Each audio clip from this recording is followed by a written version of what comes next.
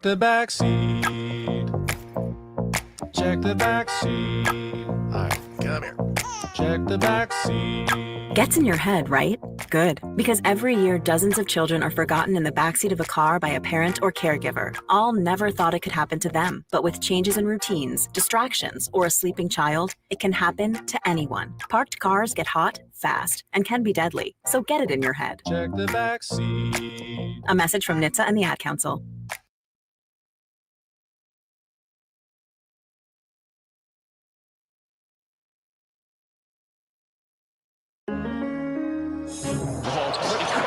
Crossover. Oh, killer crossover. Just crossover. It just crossed him over nastily. Another victim to the crossovers. Cross him up and sit him down. Time for the crossover powered by Everlevel Concrete Repair in Omaha at everlevelconcrete.com. John, Josh, Nick, hello, everybody. Hello. Hello, what's up? Hi, Happer. How you guys doing? How's TJ Maxx looking today? Great. Busy. There are a lot of folks coming in and out. It's nice and warm where we are. I was dressed for I didn't know how the setup exactly was going to work. So the fact that we are really inside and it's nice and warm, it's pretty cool. Though it's a pretty decent day out there. It's awesome outside today. Yeah. Yeah, look at that. Pretty nice. I see sun, water on the street, which means the snow might be melting. That's great. I've got a lot of stuff is melting outside right which now. Which means it'll refreeze tonight, and then people slide into each other, and it'll be terrible. Awesome. Nice. Exciting. There's always a give and a take. Love the optimism. Well, it's not optimism. It's I know the it's truth. It's the truth. Oh, tomorrow it's going to snow again at night. What on earth is happening? This is terrible. I don't know, man. This is terrible. Have you guys seen have you seen the truck? Is it ready to be stuffed? It will be eventually. The rest of our colleagues who are going to be setting up outside in this melting wonderland, yes, are in the throes of doing that here soon, but we can't see them from where we are. Unless they park right here illegally. Yeah. That would be quite nice. We could see them and point at them. Yeah. Say thank you for your service. Point and laugh. Are you stopping by today, Happer, or are you a Saturday guy this week? I'm gonna come over on Saturday for a little bit. I got to go back downtown for volleyball tonight, and I'm gonna use one fleeting hour that I have to go home and just sit down for a little while, because it hasn't been much of that this week. Whoa. Yeah. Yeah, the teams last night didn't do you any favors. You were all hopeful of, I could be home by 8:30 or 9, and then I turn on my ESPN Plus and I see, we're still playing deep into the throes of the 9 o'clock hour. I wonder how Mr. Host of Neutral Site Live is doing. And then I saw your picture of you being all Damon Killian and going yes, and hey, you were very exuberant for a guy who's supposed to be a neutral site host. That picture, for the record, was not from last night, and I was very that's right. There was no beige. I didn't see any beige. That's right.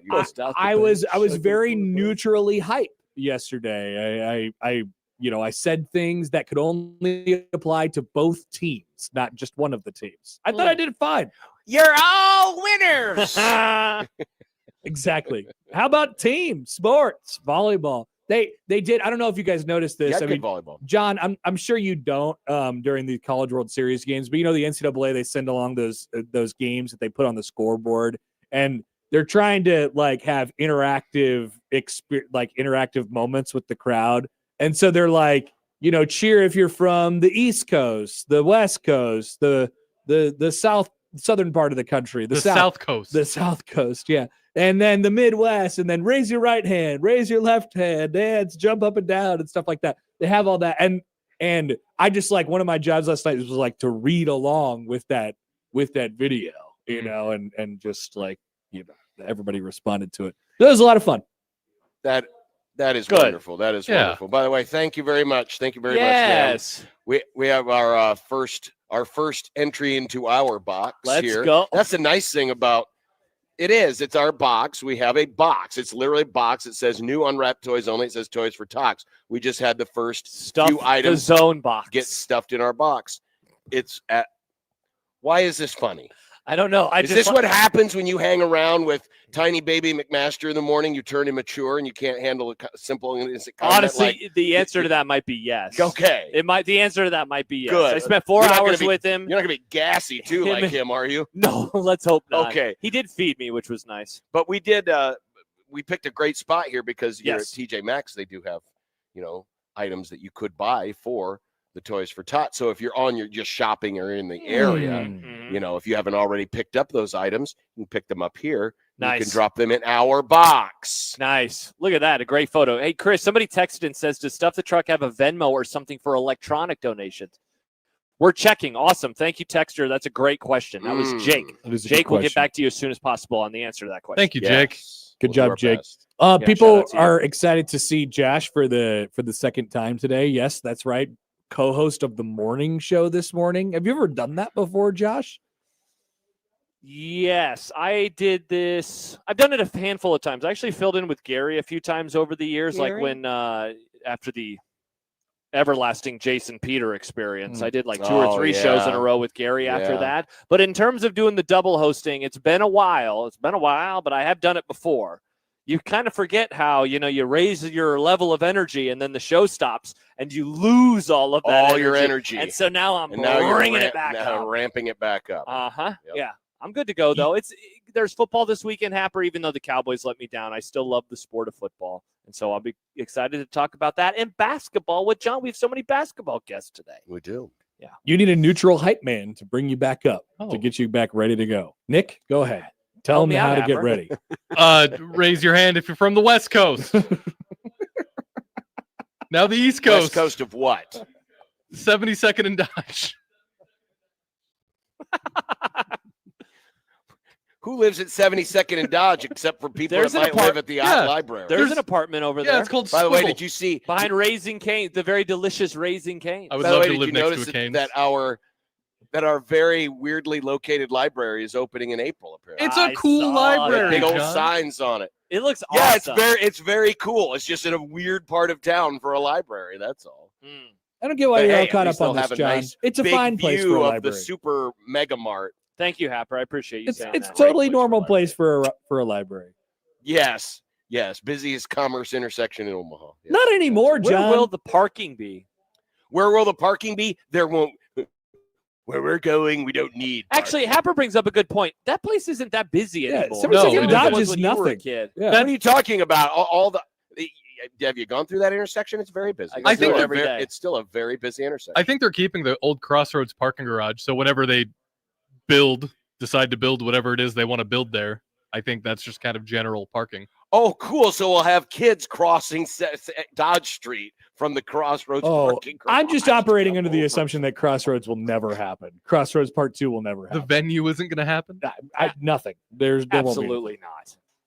Oh, something will get built there. You think Well, so? they just need to get an Cool. engineer. You think they're just going to leave it empty like a giant big lot? I mean, it's been that way for what, like a decade? What's 3 more? What are they saving it for a national championship football riot? Well, remember, they started doing stuff. They dug, they took out, built. Remember, they did the road thing, Happer, and it always affected our drive home for like a year. And now it's just a giant hole in the ground. And Target. And Target. Thank you, Target. Maybe There is a parking Target lot needs an at the extra lot. library, by the way. You can already see it as you drive by. There's a parking lot. Yeah, I there. guess there was a parking lot. When it was Due Space, there was a parking area there. And Due Space is just going to get plopped That's right back exciting. in. Yeah, Due Space is inside Okay. the library. Well, that's good to know. Due Space. It's good to know for the library that no one will use. I don't know, By the way, John. Chris I just think you're sent us a underestimating the link. library. Yeah. No, I don't underestimate libraries. I like libraries. I just don't think they should be located at 72nd and Dodge. Where would you put one? Well, usually you link it up with like a school or something. It usually makes it make more sense. Great idea. Well, we Put a have school those, at though. We already 72nd have lots of Dodge. libraries at There you go. PS 72nd We could call Street. it. We could call it real Omaha Central. Since it is the Omaha Central, Central, Library. too. Actual Omaha Central. New Omaha Central. What's like the New real Coke. what's the real middle of Omaha now? Wow, this is a great topic. Oh, we've done this, haven't we? Yeah, A it's few probably times. it's probably like 100. 90th? Not Probably a, like Westroads, right? yeah, Westroads. I think that's what Gosh, people it say, might be. right? Is it the interstate? Is it just the interstate? Yeah, probably. Yeah. Wow, that's crazy. Everything west Because of all the of takeovers, 680 all the is hostile west. takeovers of the suburbs like Gretna and Elkhorn, and We're gonna have to check in I on guess this in a Omaha year. hasn't taken over Gretna yet, right? Eh, Yeah, Omaha hasn't officially taken over Gretna, right? Not yet. Like they're their own sovereign nation. At some unlike point Elkhorn. soon. I believe that's right. I start considering a city a Yeah. part of the bigger city when you can drive the whole way and there's always building. There's no country or any space between the two. You can drive through Gretna and get here and see nary a field. Yeah, well, the field that I remember in like a busy part of Omaha was the one off of Dodge, and that's now there's stuff over there, 144th and Dodge. There used to be the farm, and they sold was a that farm land, and there. now there's all sorts of There restaurants. was a and farm there. all sorts of things over there. I have a surprise for you, You know what? guys. I think we should let Happer go home. Oh, Why? Happer I looking, want him to go sit on his couch.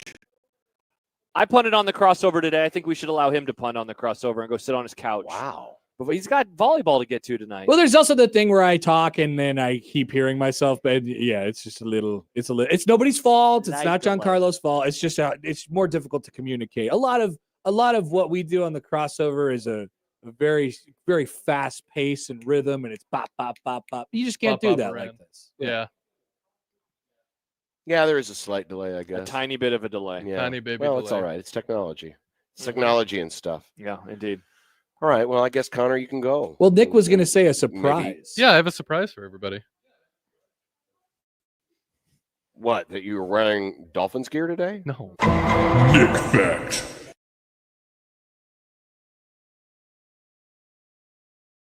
That's pretty good. It's a good surprise. So Thank does you. this mean? So is the audio attached to that video? Yep. So every time you play it, you have to make sure that it's turned up. Otherwise, Nick Fact. Nick, Okay. can I offer one? oh, here we go. Critique. Here we go. Let me play my hell favorite break game. loose now. Guess what Josh is going to be pedantic about? Is it going to be the white background, Josh? Because I've tried and I don't have the video skills yet to figure it out. That's only version 1. If you see, it's called Nick Fact V1 because I'm going to go back to the lab and figure that out. I was looking at the YouTube chat. I mean, yeah, it was going to be, can we just make it widescreen? It's just a tiny critique. Well, I kind of like that it just jumps in the middle. I thought it was going to be like Nick Fact. words. That's what I was Kinda talking like about. a stamp. That's what Yeah, I was yeah. talking. I can't That's figure what I out how thought. to do that. I'm working on it, but I That's don't know okay. yet. I'm fine with it, Nick. I like it. I think it's more humorous if it doesn't take up the whole screen because then you Okay. get the little. Again, it's a Nick fact. It's the Nick fact of The video graphic is graphics. is a Nick fact itself. Yeah. All right, you talked me into it. How do Nick, we- excellent job. No notes. How do we feel about video drops? I think I might be against them. Yeah, see the Wow. See now, look at that critique, Nick. Happer's Indeed it was. Indeed it was.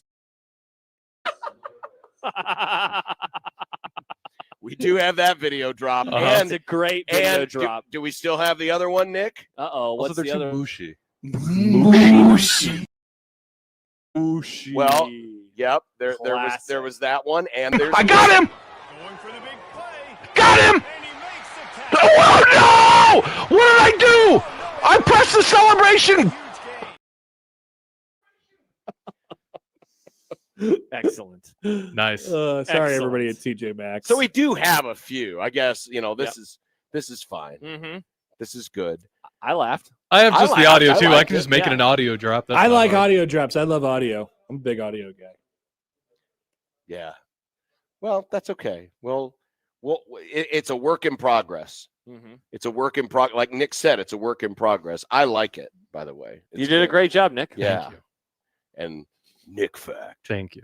Now, do we have Nick Fact Racist Edition? Oh, No, that one yet? we're not Yeah. getting that one. That one okay. will not happen. Oh. I can work on that one if you'd like. Josh will figure out the transparent. I got part the. of I know how to do the transparent background and everything. I got you, Nick. I got you covered. Thanks. I appreciate It'll it. look great. it. It'll make it better because it'll be sans color, Mm, like Josh's or like Nick's. not like Nick's best world. Yes. Nice. No, you are very colorful today, Nick. I mean, you got the dolphin orange clashing with the McLaren Papaya. orange. Papaya. It's papaya. Yep. This is the last day I'm gonna going to be go to wearing this papaya hat for a game. while. It's called papaya. How come? That's the color. Because the last race is on Sunday, and either Lando's going to win and I don't have to wear it anymore, or he's going to lose and I never want to wear it anymore. Wow, you're out on him if he loses? I'm not out on him if he loses, but I'm not going to want to wear the hat for a bit because it'll make me sad. What if they win, though? Why You're would you wearing, wanna... you're wearing Dolphins gear, and they suck. Oh, that's an excellent Well, point. if he wins, I'm going to get the new hat that has the number 1 on it instead of the number 4. Wait, what's the 4 stand for? That's just his number. But if he wins in Formula 1, if you win the championship, you get to change your number to 1 the next season. Whoa, it's like Matt Rule is in charge of the numbers. Yeah. OOU. One of us. Mhm. Wow, that's exciting. Yeah. Well, there you go. All right. Awesome. Bye, Happer. Drive home safely. Sit Yeah. on the couch. Good to see you guys. Yes, thanks. Bye. Bye, Yes. Happer. We will be here throughout the day today. Yes. Here at Westwood Plaza. We're inside the would you call this the vestibule? Awesome. We're under a skylight. Oh, that's It's great. nice and warm in here. There's the It is nice. There's the family eye care across the way from us. So those of you getting, your new glasses fitted or your prescriptions filled are right over there. And you can come and donate a new unwrapped toy for the Toys for Tots. That's why we are here today in the vestibule where it's nice and warm. We've already had one nice lady already drop off a few items, and you can drop off yours too. Or if you don't want to Stuff see our us, box. you don't want to stuff our box, there are colleagues from NRG Media all wearing their NRG Media beanie caps and I brought stocking mine. caps. I have mine. They're outside. They're out by the entrance. What is that? Is that the 123rd turn? Is that what that is? Yep, it is indeed. Yeah. 123rd and center. That's where they will be located. So you can either drop your toys off there or you can drop them off here and say hello to us. We have little tchotchkes that we're giving away also. Zone merch. Also, we have a ticket.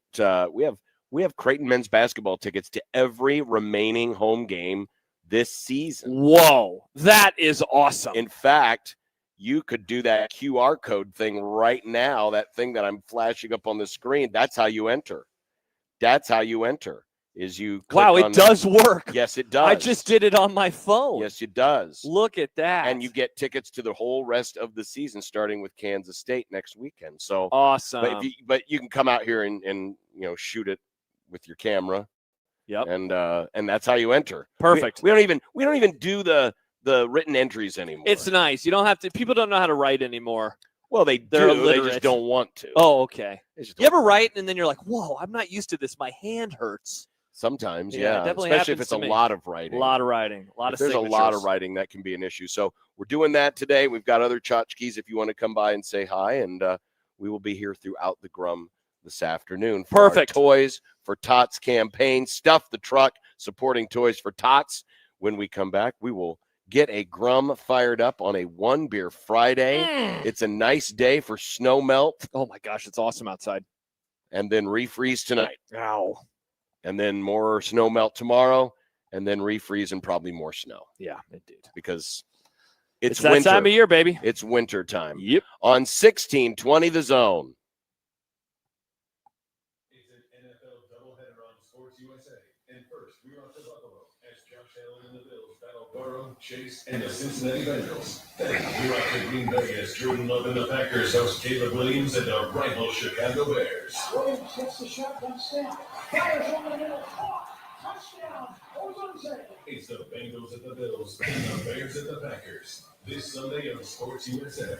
It's the NFL. It's on 1620. Your Omaha area forecast from the Boys Town Ear, Nose, and Throat Weather Center and KETV Newswatch 7.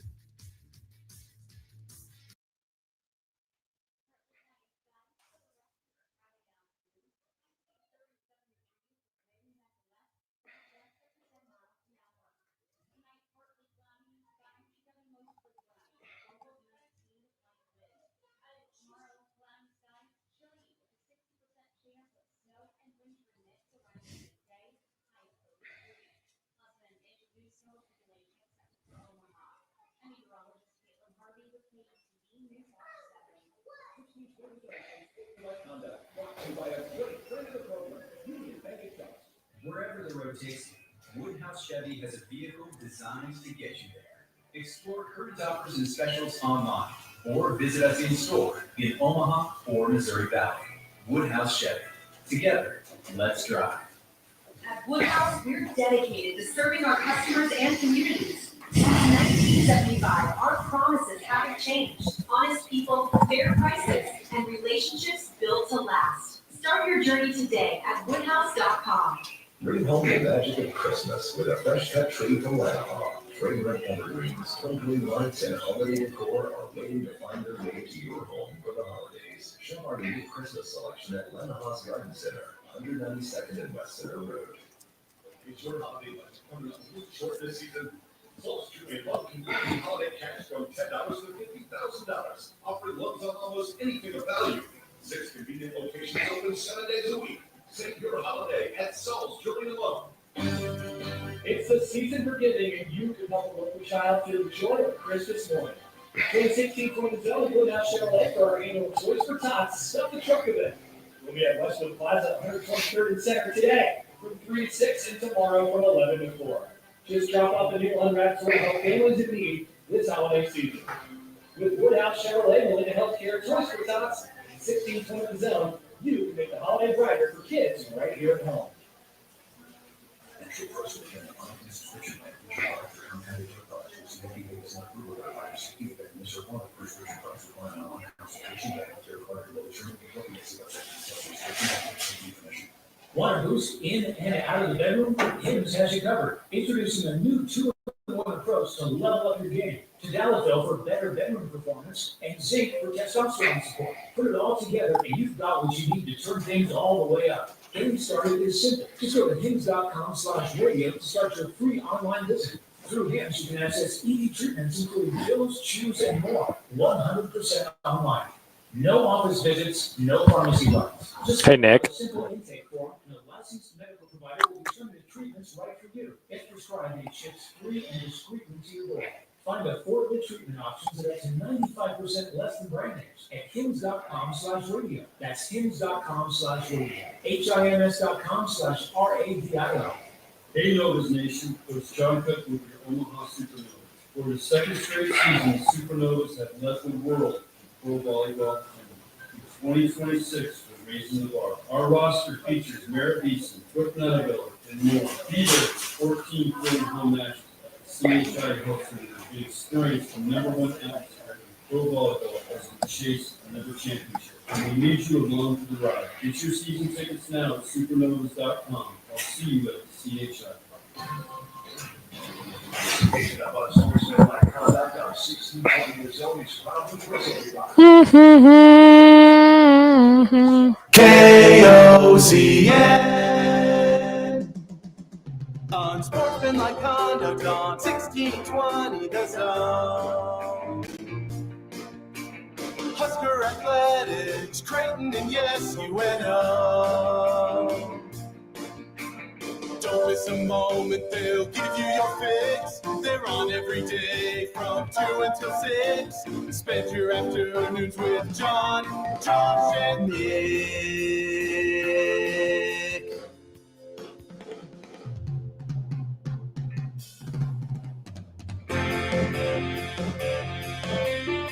John, Josh, and Nick. They'll show you what sports talk really is.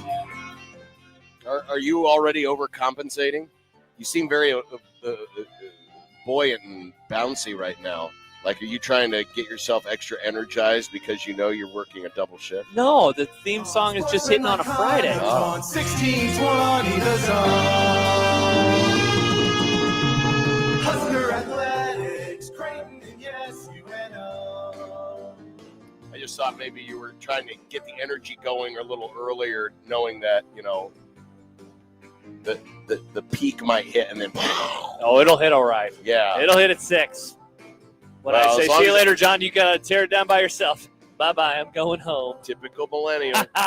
Hey, I'm not going to do it. If that's what you're going to I can't do any manual labor. If that's what you're going to say about my dainty, generation. My dainty hands can't handle this. I mean, I honestly might just lean into it. Might just lean into it. If that's what you think about me anyway, why would I want to help? You're the one that I never suggested you weren't going to do anything, but you're the one that said it. Not Well, me. you just blame my generation for my own failings. Maybe it's my fault. Maybe I should take ownership instead of the whole generation of millennials. Yeah, I'm still waiting to meet my first hardworking millennial. Interesting. Interesting. Interesting. Welcome, everyone, to our Stuff the Truck Day for Toys for Tots. We are collecting new unwrapped toys for the kids this holiday season, and we are out inside the vestibule. They ought to call this the vet. They ought to put like a sign that says the vestibule. I like it. And as folks are entering the TJ Maxx, they look over with that, that both puzzled, bewildered, and somewhat bemused look of why are there just two random idiots sitting next to a table next to speakers? What was that song that was playing? Talking randomly about sports. While I'm walking in here trying to do my shopping. Meanwhile, there's two very comfortable chairs sitting in the middle of this vestibule, and these idiots are sitting on I wanted to sell one of those folding chairs. Meanwhile, you got people that are getting glasses. Maybe they're looking at getting contacts. I can't tell what they're doing over here, but something, maybe hair is involved, and they're probably hearing our voices. They're going to get playoff takes today, Emmett Johnson takes today, Penn State takes today, NFL takes today, Nebraska Creighton basketball takes today. They're going to hear so many takes. Can I ask a question? Well, you're going to regardless. So we have these two. I'm going to turn this thing around, okay, so that you can see. But there's two comfy chairs there, right? Yeah. See that thing in the middle of the two comfy chairs? Yeah, it's a tough. What is that? It's like a coffee table. That's not a table. You can't set anything on that. I think. Oh no, wait! It's a trash can. How is that a trash can? You can see through it. The trash would spill out of the thing. Is it a candle holder? A candle? Why would you need a candle holder? That's go over there during the break. It looks like I'm gonna go over there now. It looks like there's a. It looks like. It looks like there's a. I was gonna say it's a candle. What is it? That's why I said it was a trash can. Yeah.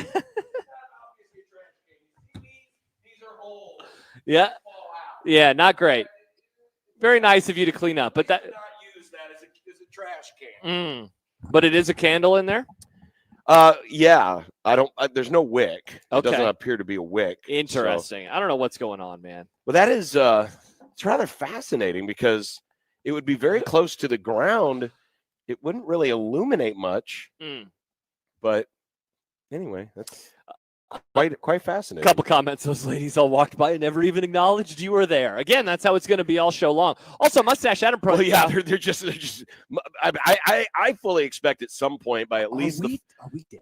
Are we ghosts? By at least the 4 o'clock hour, that when people walk by, they're going to do the thing where they just put their hand up over their eyes. Yeah, I don't want to talk to you. I don't want to talk. Hey, look, somebody acknowledged us. Someone has acknowledged Hello. us. By the way, that is a candle holder. Not in a between trash those two can. chairs. That is not a trash can. Not a trash can. By the way, Mustache Adam. I think I'm just going to remind people as they walk in. Not Hey, a bad please idea. do not. I know You're pulling a Gary. You're just going to talk to everybody. Like it's this a receipt. Well, like this crumpled up receipt. You know, a lot of times when you leave a store just and throw it you away. get a receipt and you know you're not going to, hey, I'm buying this gallon of milk. I know I'm not going to be returning this gallon of milk because like a smart shopper, not that they sell milk here at TJ Maxx, but if they were, I look at the date and I know, hey, this is long as this you have is by gonna that point, last. you can't get I'm mad at not that. going to be worried about this. So what do? You just take the receipt and you throw it away, and there's usually a trash can, like there is an actual one trash right can there. that's outside of those doors. Yeah. But they see this circular. It does have a look. It has a trash can. But why would a trash can be next to chairs? Why would a trash can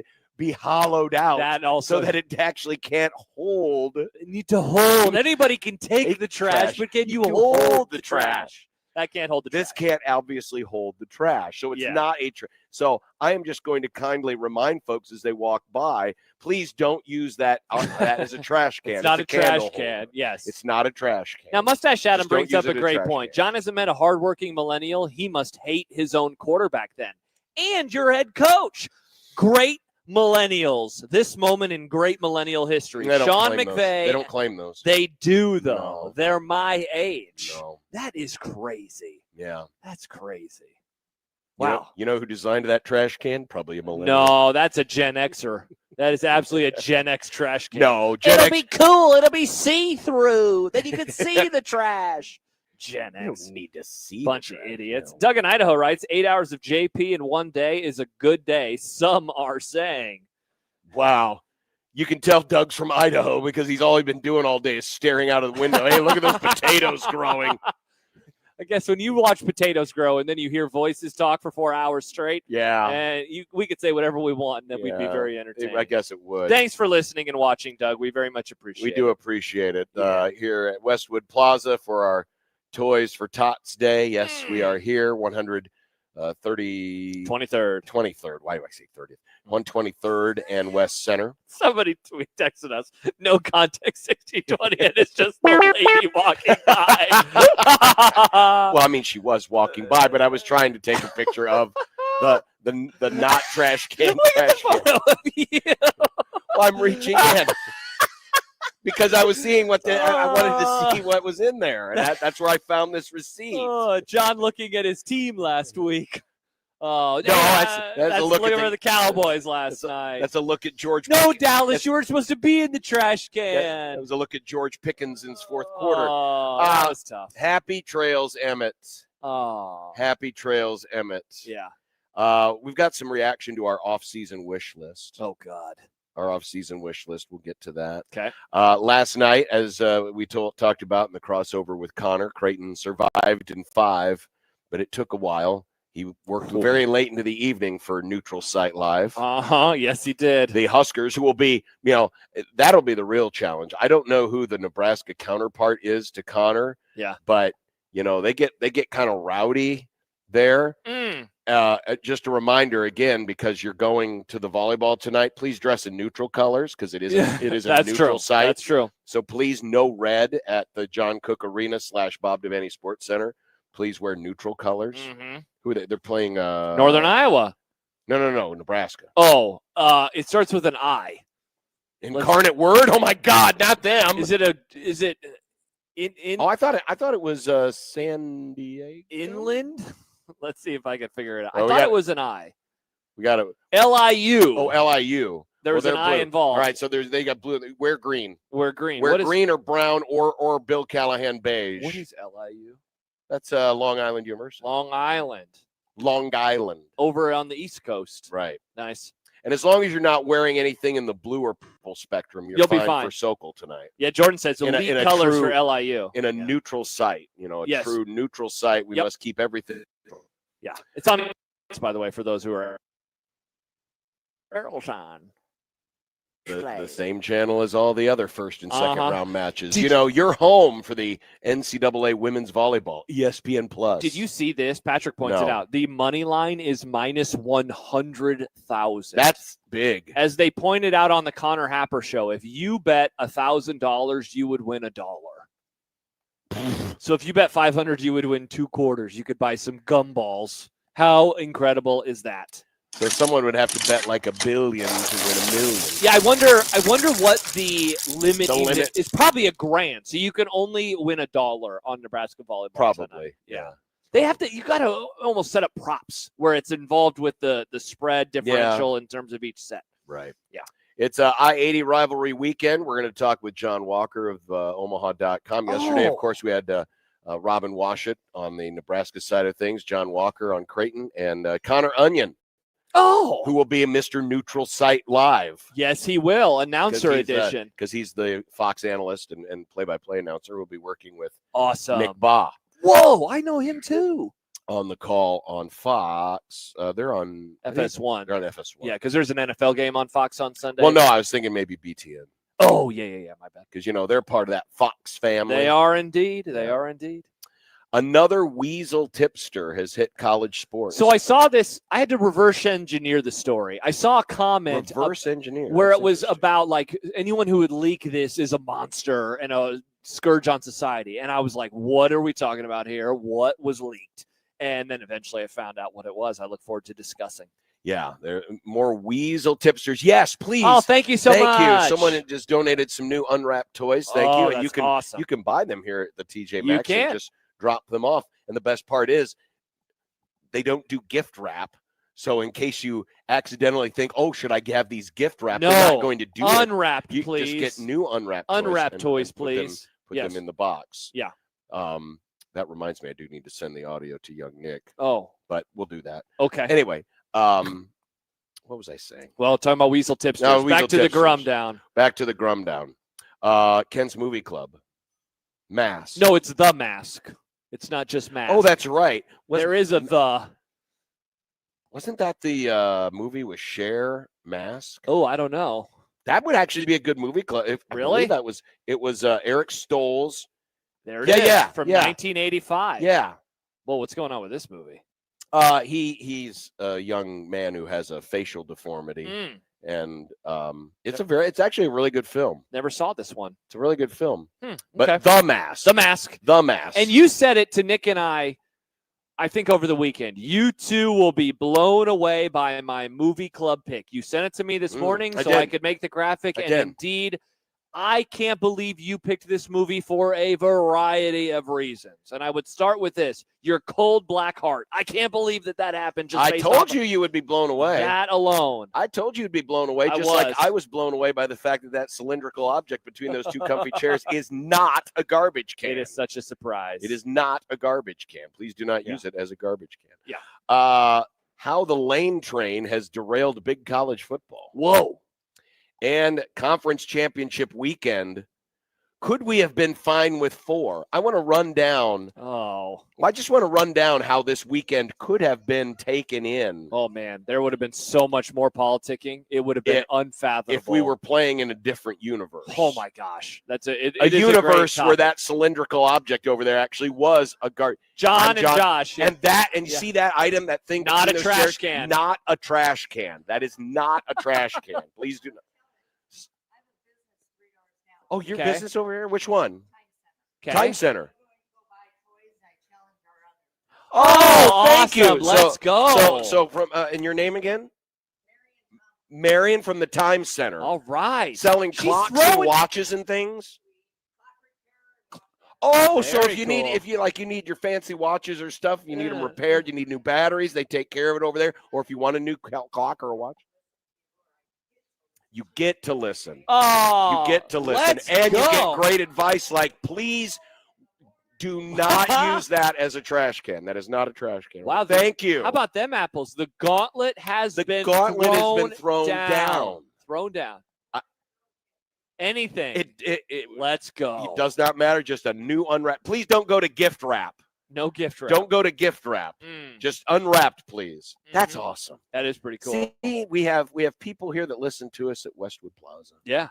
And it's not just dudes. Look at that. We just picked up our, I think, 5th woman who listens to 1620 The Zone. Yeah. This is great news for all of us. This is good news. Tell the sales staff. This is truly good news. 402-951-1620. That is the Prairie Flower Casino Zone hotline. Don't forget, we have Prairie Flower Casino gift cards that we give away weekly. Yes. And I believe we'll be probably announcing a couple of winners. Matt and Cody won this week. Wow, that is awesome. Yeah, you can go enter online at 1620thezone.com for your chance to win next week. Exactly. So that would be wonderful if you want to do that. Yeah. You can also tweet at us at USC1620. Got a Who do you have a poll question? Yes. What's the poll question today? Who's going to win on Sunday?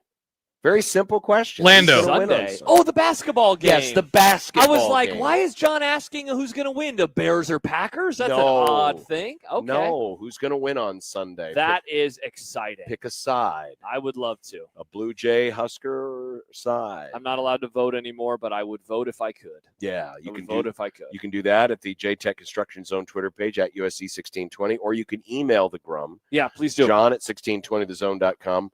or Josh at 1620thezone.com. At Equitable, we take banking personally and answer on the first ring. Couldn't believe it. No Old Man Doug on the morning show today. Perhaps we will hear from him on our show.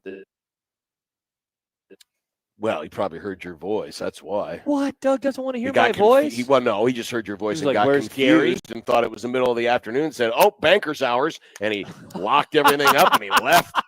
It was like, wow, the sun's at a funny angle at 4 o'clock in the afternoon, but oh well, I'm just going to wander out now. I know we're up against it, so I don't want to go down this path too long. But when you were a kid, did you ever wake up, not realize what time it was, start to get ready, only to realize, wait a second, it is not anywhere near what time I thought it was? I one time got up. My alarm was set for 6:30. I got up at like 12:30.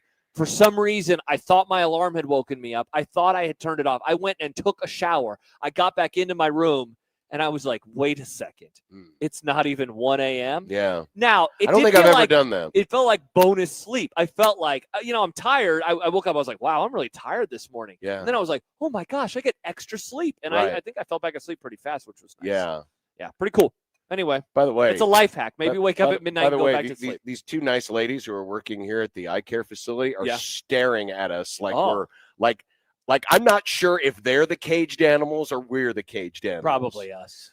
We kind of look like the caged animals. They don't, but they are the ones behind the glass case. By the way, that is not a trash can. Not a trash Do not can. use that as a trash can. Do not use it as a trash can. It's a candle holder that sits between two comfy chairs. As one does. I don't think I've ever been inside an indoor vestibule like this where there's just two randomly nice, comfy chairs set up. Yeah. Back in my day.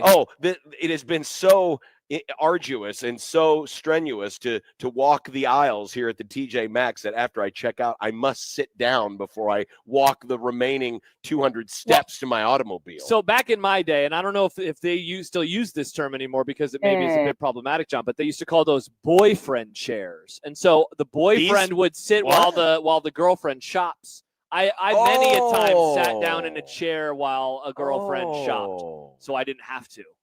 So it's a classic guy move. I'm just going to sit here, honey. Have fun. Have fun in the store. That's actually so not maybe a bad those idea. are boyfriend chairs From an era gone by, from Yeah. a bygone era, as they call them. By the way, I just noticed something else You're here. just going about to keep the- commenting on about, the employees? Well, I'm not. It's not about the employees. It's just Okay. about the situation. Yes. If you need to use the restroom, please do not use the family eye care. As you can tell, posted on the door, no public restroom. I was actually wondering about the restroom situation. Yeah, well, don't go to the family eye care. There is no public restroom. I will not go there. There's no public restroom. Hopefully there's one in there. There has to be one somewhere. I wonder if they have, remember Larry David's coffee shop and a Spite store? A Spite store? A Spite restroom? Remember their restroom? Remember the thing that he did? No. They didn't allow any number 2. Oh, and that was in his commercial. And that's why now it says no public restroom. You know what? Rather than say Just you none. can't go number 2, we're just going to say no public restroom. Public restroom. Period. None. And then you don't have to worry about either. All right, we will be back here. Great start. Listen, well, this is what you get. This when is you the bonus don't get- crossover. When you don't get a full crossover. That's true. We have to kind of keep the vibe of the crossover You get going. our nonsense. Yeah, like the trash can. That's not a trash can. Do not put it on That the is internet. not a trash can. It's not a Please trash do can. not use that as a trash can. Can we? Oh, they heard us the whole The time. Family Eye Care Center is allowing us to use the restroom. Thank God. But Thank God. is this a family eye care or a spite family eye care? Are you doing this to spite people? Thank you. This is wonderful. Thank this is you. great. Family Eye Care by Dr. Michelle. Is that what that says? I can't quite read it through Nice. Are you Dr. Michelle? Who's Dr. Michelle? Oh, she's not here today. Nice. A long weekend. You're the drug. Okay. Shout out. This looks like a nice place. You can get your designer eyewear. It looks like a great place to get your eyewear. It does. I will remember that when I need to redo the prescription in my glasses. Yeah, that you never wear. I do Much wear to them. the chagrin of your wife. No, I do wear them. Oh, okay. I wore them. Thank you. Thank you. Thank you, not Dr. Michelle. Thank God, the bathroom's going to be so much closer than however far away it would have Yeah, been. but you know what's going to happen now is you're going to go over there, and then other people are going to see you. The restroom's and then, over there? and then they're going to think they can go in Everyone's there. gonna get in and then line. pretty soon it's just going to be chaos. One long line. Yeah, we don't want the world devolving into chaos. No, we don't. But we do want you to come and donate. Yes. A new unwrapped toy for Toys for Tots. We've already had a couple of nice folks drop them in the box. You know what my goal is? What? My goal is that we have to physically go grab that box and take it out to our colleagues in the middle of the show, empty the box into a larger box, and then bring back our empty box here so we can refill it. I think we should just text somebody and say, we're doing a radio show. Could you come on in here and help Well, us? however the dumpage happens, And hopefully that No, doesn't- remember, no number 2s allowed. Hopefully John. you're not going to do that over at the Family Eye Care by No. Dr. Michelle. No. But wherever we have to, Wherever we be, when we have to dump our box into the larger box and then bring back the empty box, I don't care if we do it or someone else does. I just want to be able to do it. that does sound fun. Because that means that we have filled the box. That is the goal for with today. new unwrapped toys, because remember, all of these toys are going to Toys for Tots, and they're going to the kids who maybe won't have as much for Christmas, and they can have a Merry Christmas just like everybody. Awesome. Which is wonderful, which is the whole purpose of Toys for Tots. Indeed. There you go. We'll be back and continue with Emmett Johnson. Whoa. And his decision has been made on 1620 The Zone.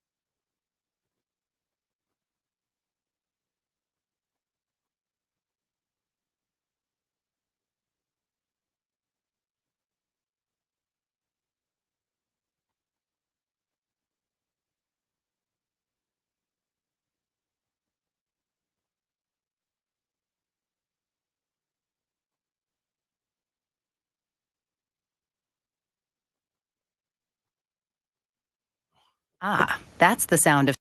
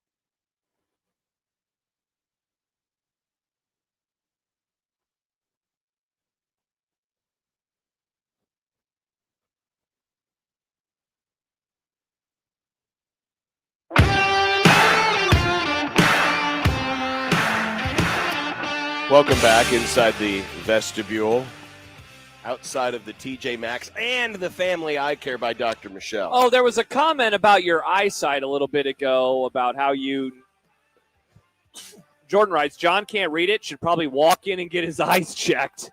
I understand why. It's because you can see the glasses behind it. Yeah. And so it's clear. Yeah, and the backdrop of the display all case. of the circles of the eyeglasses. They have, and also Dr. Michelle is written in a nice cursive font. Very nice. And it was just, it's got hard to see. I got you. You know what? You're not blind yet, John. Come here and join us and bring a new unwrapped toy.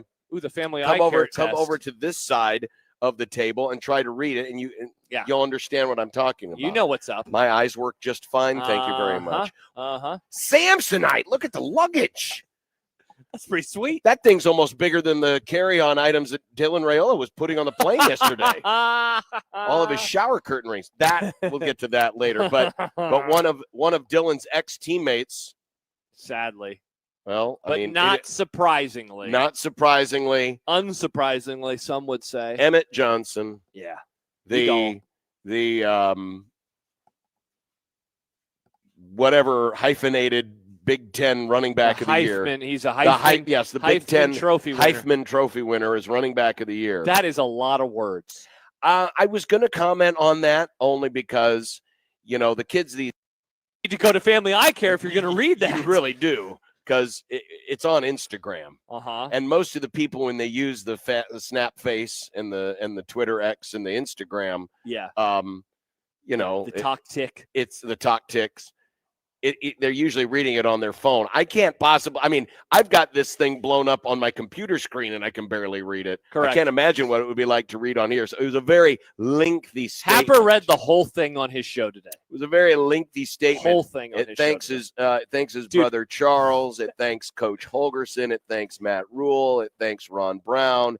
It thanks Corey Campbell. I'm just looking for proper names on here. To Coach Kendrick. He thanks a lot of people. To Malcolm Hartzog, to Troy Bell, to Matt Atkinson, to looks like his high school coach. A lot of different people. Yeah. A lot of different people. And then at the very end, we get to the actual. Yes, you're wondering. The actual money. Thank you very much. You. We appreciate our colleagues from NRG Media have you. brought us some. Look at this. Some wonderful. Did you get coffee too? Is this from Stacy? Awesome. Yes. Thank you. I am so tired. I was like, you know what? I told you were overcompensating when you were doing the whole head bob. Hey, you know what? As long as I got my energy raised for the next 3 hours and 15 minutes, I'll be fine. Yeah, That's I know. all I gotta do. So this is gonna help me out. I know. I don't want to be tired for Connor Onion and John Walker and Kent Walgamont and Jack Mitchell. No, Jack Mitchell's not on today. He said he is on it. No, Does nobody read the texts? You didn't read the text earlier? He's not on today. Yes, he is. He said he wasn't. He said he had a said, guest book. okay, just going to do 2 interviews today. I'll plan on it at 5:35 then. Did you not read that earlier? No, I read the text that he sent that said. You didn't read the follow-up text? There was no follow-up text. You guys never told me we were going today. I thought it wouldn't work. LOL. I booked a guest. Look, your message couldn't be sent. Open this conversation on your mobile device to finish. Well. So that's a classic PC problem. No, I didn't send it from here. I sent it from here. Click it on your phone. I bet there's all of those. I sent it from here. Look at all of the texts in there. There was no other text.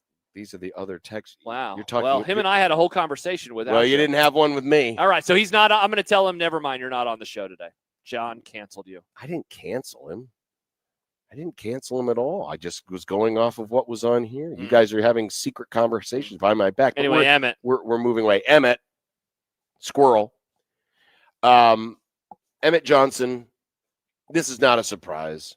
And while I did see a few folks speculate that maybe he's not going to get taken high enough and there will be more money out there in the portal. Wish casting. It is. It is a lot of wish casting because, again, we did this exercise a few weeks ago that and we were just going off of one person's running back board, right? Mm-hmm. But it was Mel Kiper. Say what you want about Mel Kiper, but he kind of knows what he's talking about when it comes to the draft. I'm not saying he's 100% accurate. Nobody's 100% accurate. No. But he had Emmett as the 8th best running back. This was as of a month ago. And that was before his finish. And that was before the finish to his season. And as we looked at the average over the last, I think we went back 4 or 5 drafts, the average for the 8th best running back in the draft was usually somewhere in the early 4th round. Well, last year, one of those running backs was Cam Scatterbo from Arizona State, who ended up going to the Giants. He ended up signing a 5-year, $5 million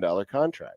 You're not going to get that kind of money in NIL, even as the Heisman Trophy winner of Big Ten running backs. You're not going to get that kind of money, and it would only be for 1 more year, because next year he runs out of eligibility. So, the idea that you can go and find a good situation, sign a decent contract, and with the low amount of tread wear on his, the low wear on his tread, if you will, because he hasn't played that much compared to other running backs, certainly compared to a Cam Scatterbo, he's going to have some value, and he's going to be another step closer to maybe getting that next big contract should he have, a successful enough first go-around in the NFL to warrant that type of a deal. Max Olson, friend of the Grum, back right before the season started, he wrote a story that was essentially asking how much does each position group cost in the transfer portal. And he said that running backs are between $300,000 and $700,000. He said later on, most surveyed struggled with the idea of paying a back $500,000 or more unless he's special. Oh, there's Dr. Michelle. Dr. Michelle. Dr. Michelle is here and working today. Shout out to you, Dr. Michelle. If you need your eyes checked, Dr. Michelle is here. But don't use the restroom unless you're us, because we're cool. I guess so. Well, only number 1. Only number 1. She was. Those walls have ears. Yeah, they do. They can hear us. They can hear us in there. But so, like, if that's the number we're talking about, he if he got the Cam Scatterbo deal, would pay more than that. He would get the $1 million signing bonus, close to $1 million salary. That's already $2 million. And the most important thing, of course, you are one step closer to contract number 2. And you're not potentially injuring yourself in college football, and thus really screwing up your draft prospects. This makes all the sense in the world. This was the decision that he had to make. I'm happy for him. Yeah, and it's such a cool story. It is. It's a great story. It's a great, even though, and listen, I don't know if there were many Husker fans who were anticipating he was going to play in the bowl game anyway.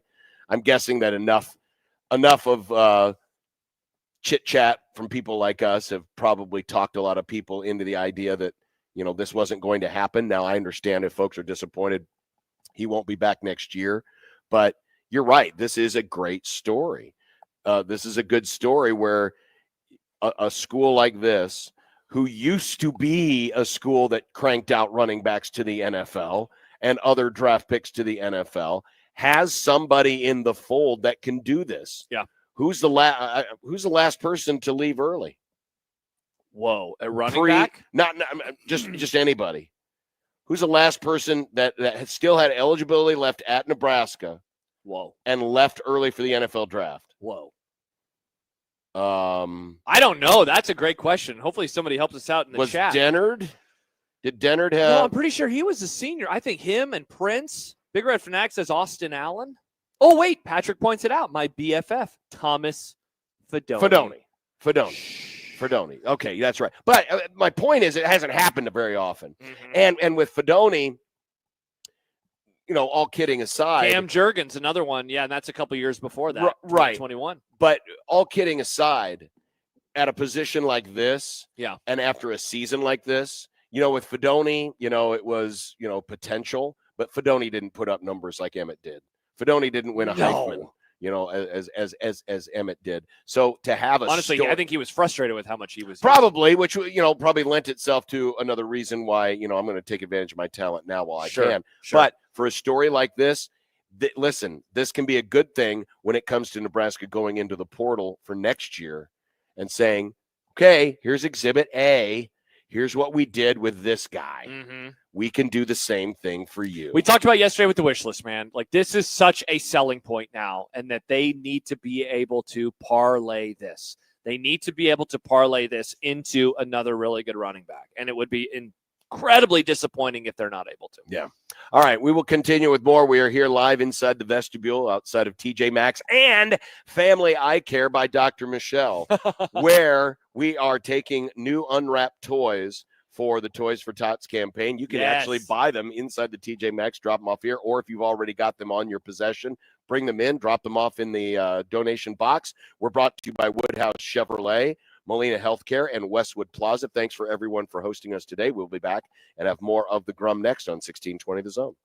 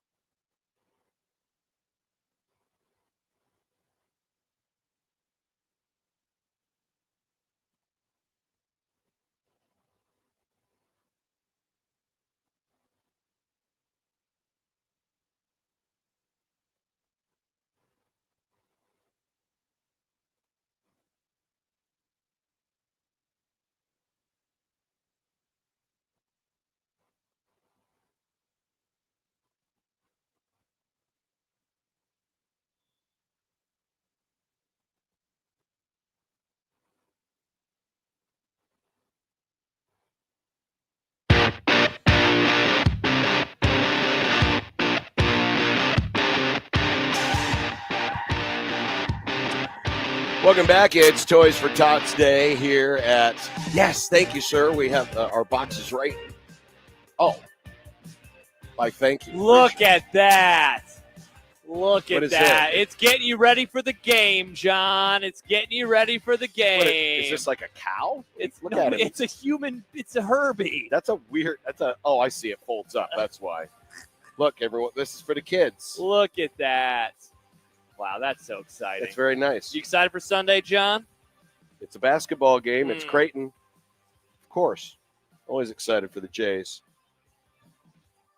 Though this year will certainly be a little different than previous years. Uh-huh. But that's okay. We'll Yeah. talk more about that with John Walker of the World Herald coming up.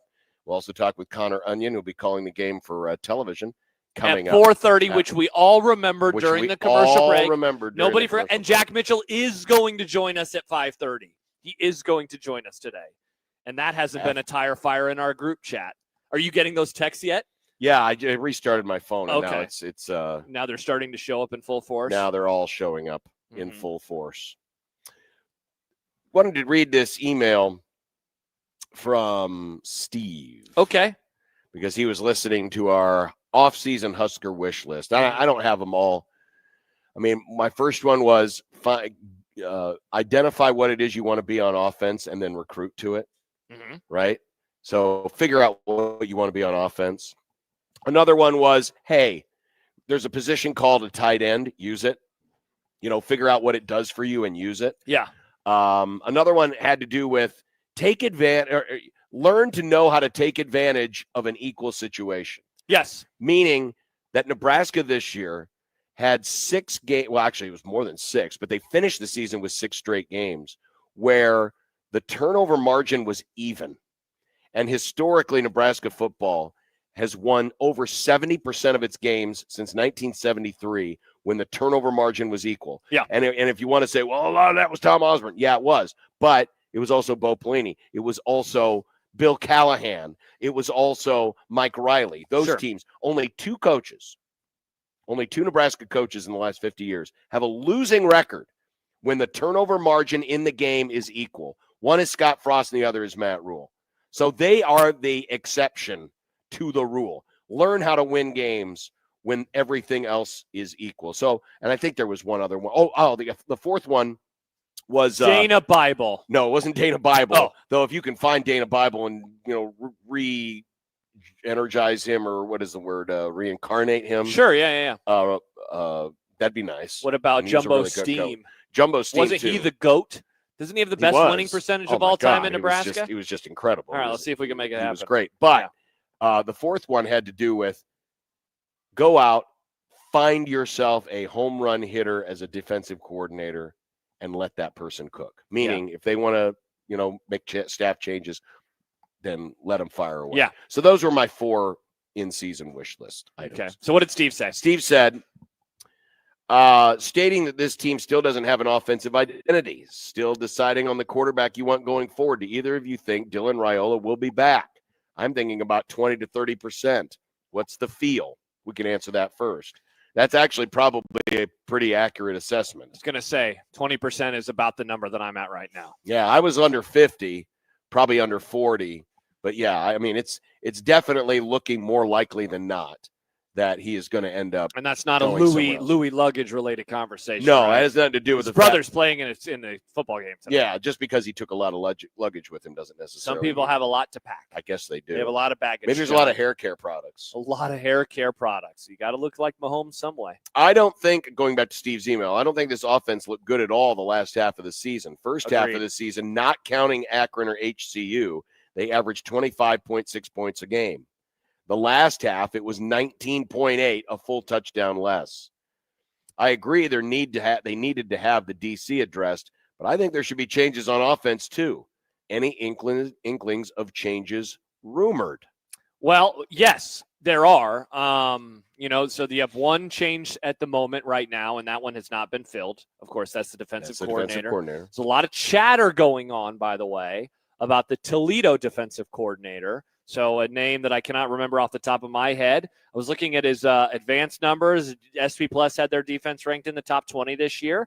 So just a name perhaps to keep an eye on is that one. I don't know if it's picking up steam or not, or if it's just Karras. That's the guy. Kehres. I believe it's pronounced Karras. Yeah, I was looking at also Brian Freemu's numbers. He had him, I think, as like a top 40 defense, but then SP Plus had top 20. So anyway, that's one. Yes, I think I feel comfortable, John, given what Matt Rule said at his press conference the other day, that the new defensive coordinator is going to have their say on the defensive side of the ball, and maybe Addison Williams is the guy that is going to be a, hey, we want to make sure this dude stays. Otherwise, you kind of have free reign. Mm-hmm. Thank you. Thank you. Look at that. Oh, look thank at this. you. From Let's. Or you could put him in the box. Either way works great. Yeah.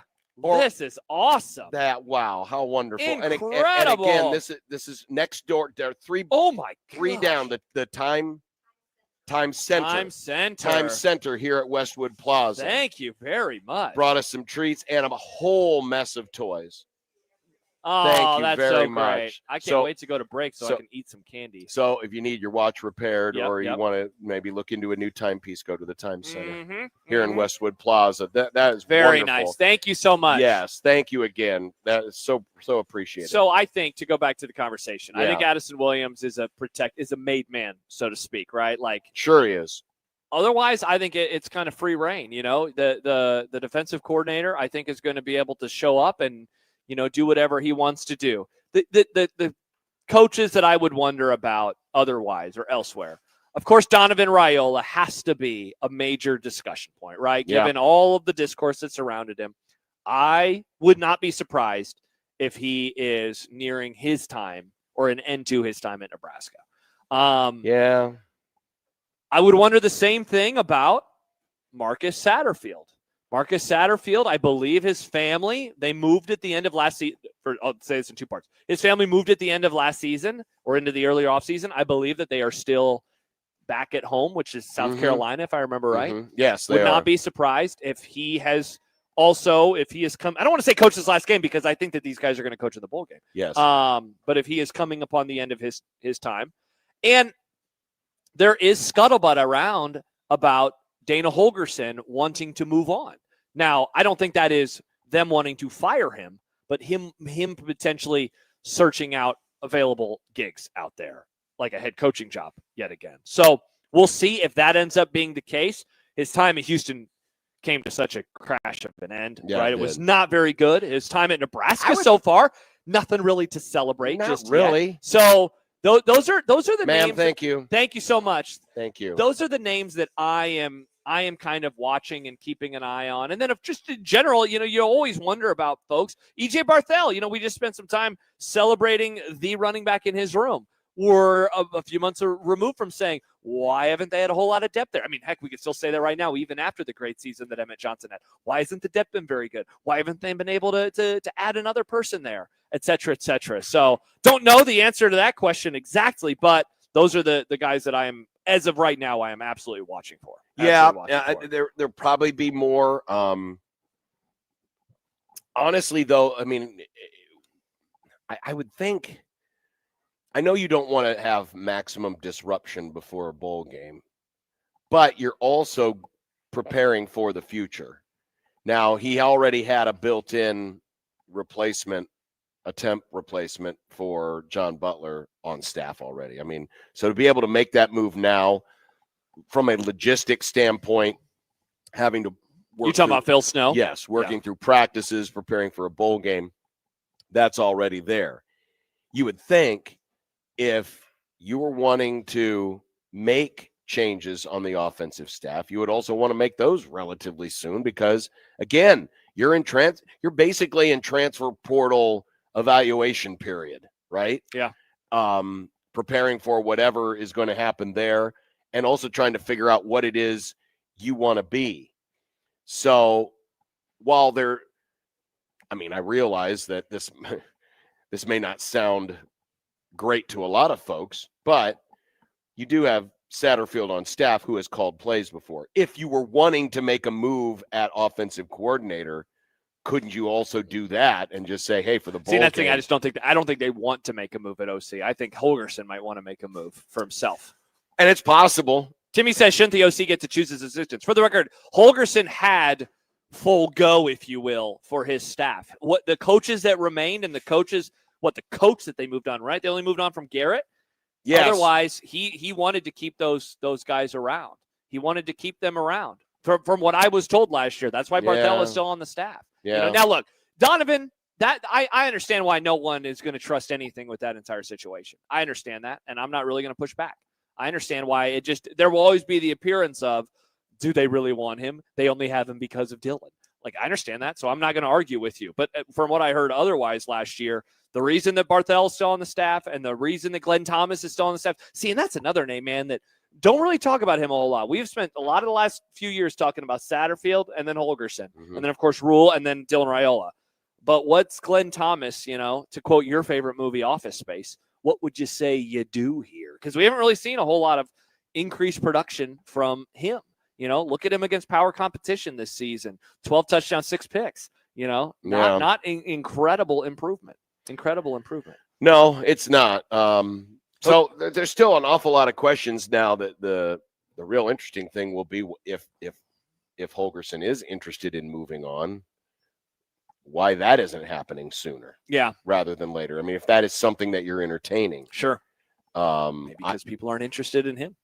Maybe. Again, his numbers right now aren't really that great. And the no, way they've been pretty to a finish was not that great. It's been pretty average. I mean, was it an improvement from Satterfield? Yes, but not this giant leap that a lot of people were expecting, and certainly not the kind of leap that was necessary, especially down the stretch, to be competitive in either of those last two games. I mean, as Steve's email points out, they're a full touchdown less in the second half of the season than they were in the front half. And 19.8 points a game is not going to win you a lot of games, no matter how good your defense is. In a way, aren't we talking about the improvement that Holgerson has had is similar to the improvement that Matt Rule has had for the program?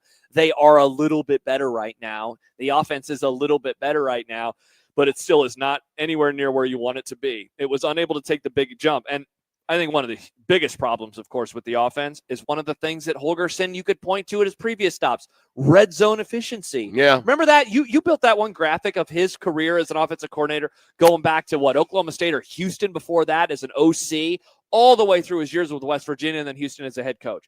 And the thing that really jumped off the page was, whoa, when they get in the red zone, they score. And they don't just score, they score touchdowns. Mm-hmm.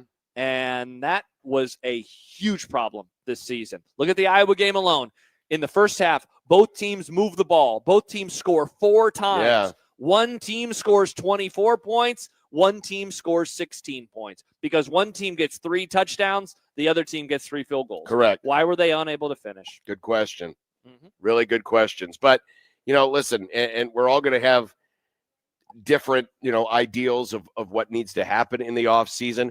I'll be curious. I mean, at this point, the bowl game is not going to do anything, in my opinion, to change the outlook of what needs to happen or what did happen in the season. Sure. The bowl game's just going to be another opportunity to watch a game, but just simply because, hey, you're not even going to have your best player playing in the game. Your 2 best players, arguably. I mean, Dylan's not going to be playing for obvious reasons because of the injury.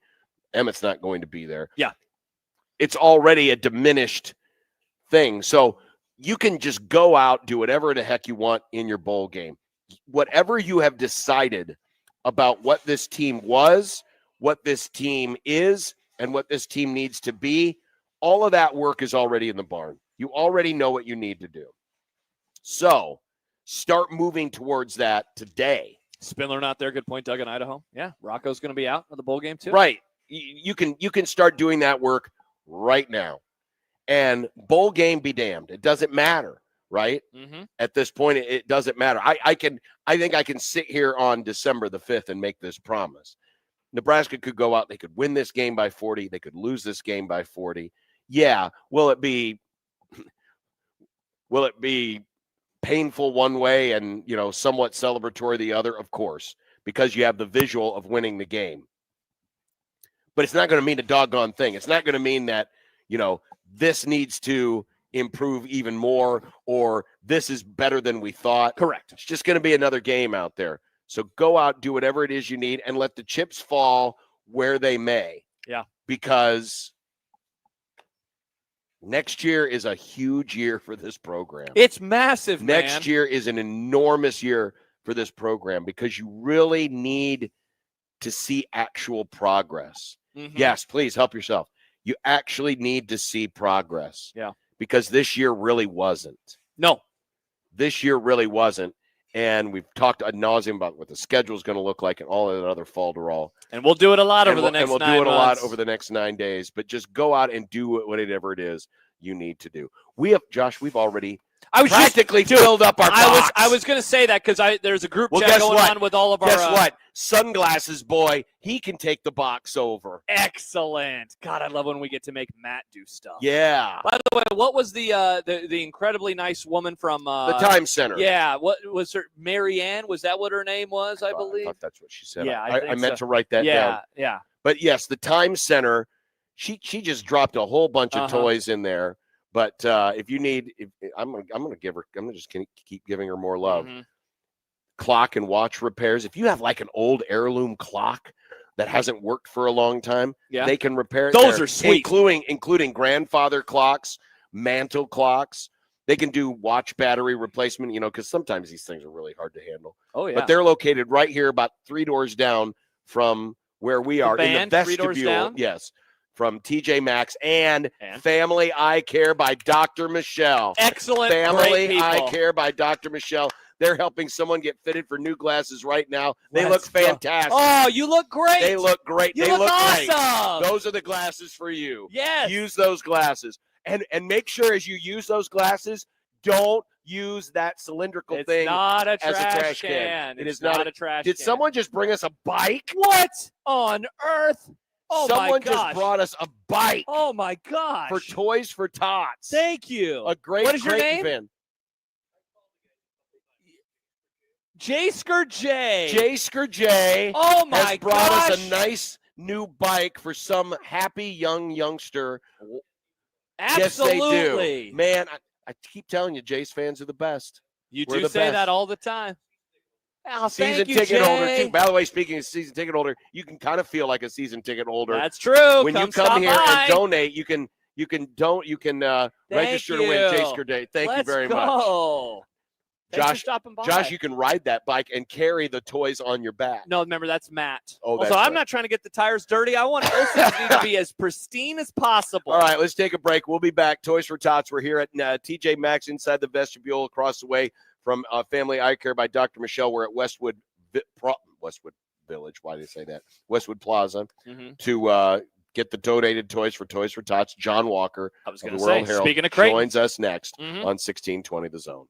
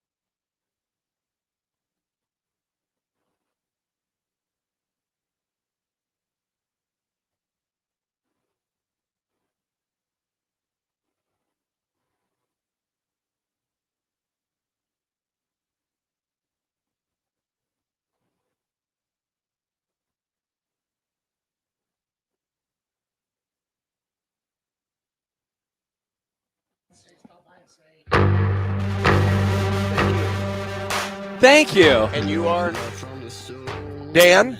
Dan, thanks Shout for out stopping to by. Dan. We're just coming back from break. Thank Dan you, came Dan. over. He was just driving by. This must be the place. It is. We get more interaction here than we've gotten anywhere. Uh-huh. People walking in. We just build our studio right here. There's actually enough room here in the vestibule. Do you think they would let us? I'm guessing that the employees over here at TJ Maxx They'd probably get probably be annoyed. a little bit triggered. Yeah, understandably so. Hopefully our next guest isn't triggered. John Walker of the Omaha World here. He's not. John is John, you're always in a great mood. He is. He's always got a smile on his face. He's always got great energy. You know, he's always taking selfies as he posts his story at ODark30. Shout out. And the good news is, John, I think you're going to be okay on your deadline this Sunday, aren't you? Yeah, no, I'll be good. Thank goodness for a 4 p.m. tip-off. Indeed. So I'm curious, did you see anything on Tuesday night against Nichols that gave you any sense that, hey, maybe this team will be able to compete down in Lincoln? Because right now it seems like the vibes are that this is Nebraska's game to lose.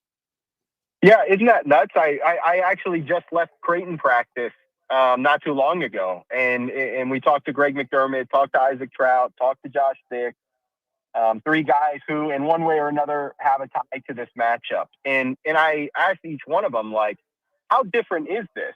Because Josh hasn't played in Creighton, Nebraska necessarily, but he grew up in Council Bluffs. Like, he had an up-close view of this rivalry for forever. And obviously Isaac Trout has, as well as an in-state kid. And then obviously Greg McDermott's been a part of it for so long at this point.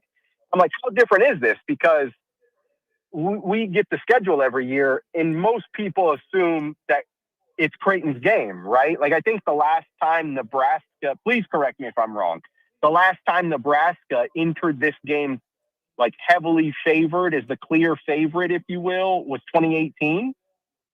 Yeah, that would be fair. They be technically right. were favored in 2021. But, yeah, you're right. Okay. So, yeah, you know, it's not, all of that to say, it's not often that we go into this and say, this is Nebraska's game. And it's huge. Because Creighton badly needs it for, as crazy as it sounds, its NCAA tournament resume, even though March seems forever away. And Nebraska also needs it for its NCAA tournament resume. But then on top of that, to just also prove that this 8-0 start is legit and that a theoretical 9-0 start would be legit. John, the thing that I saw from Nichols on Tuesday to make me think that this could be Creighton's game is how well the Jays moved the ball. You were in Vegas. They, for one reason or another, couldn't do that against Baylor's length and physicality, which was their first game without Jackson McAndrew. That certainly unraveled against Iowa State's heavy pressure, and they moved it better against Oregon. But against Nichols was some of the best ball movement I've seen from this team in a few weeks. And with how these teams are going to play on Sunday and space the floor and stretch you out to the perimeter, I really think there are going to be opportunities there for Creighton's ball movement to open up 3-point shots. And then from there, the Jays are going to have to knock them down like they did on Tuesday against Nichols.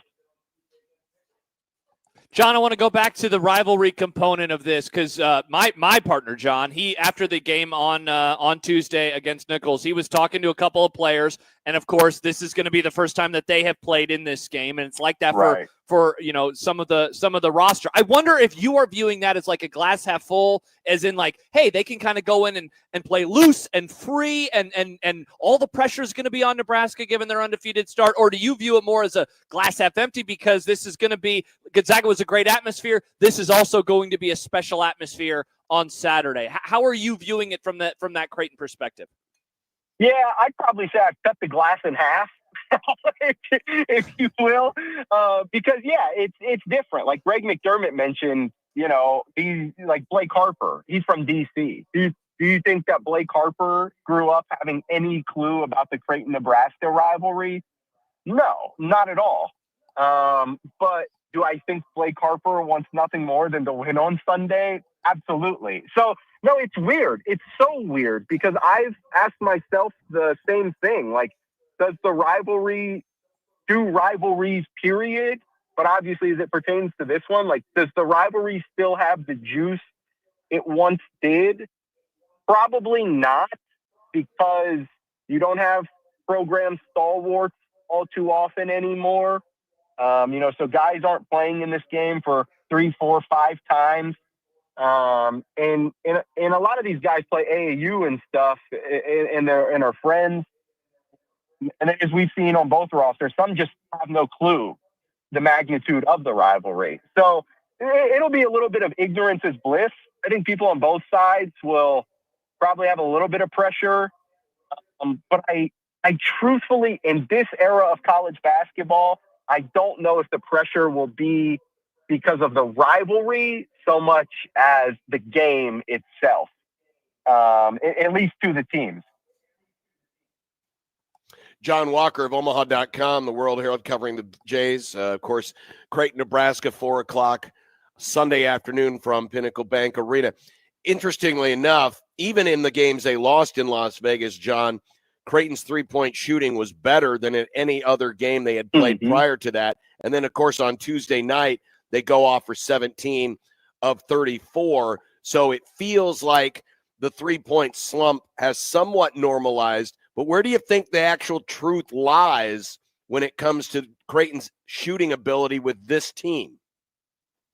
Yeah, I think Creighton still has the pieces to be a really good shooting team. Do I think that this team has the shooting capabilities of the one 2 years ago?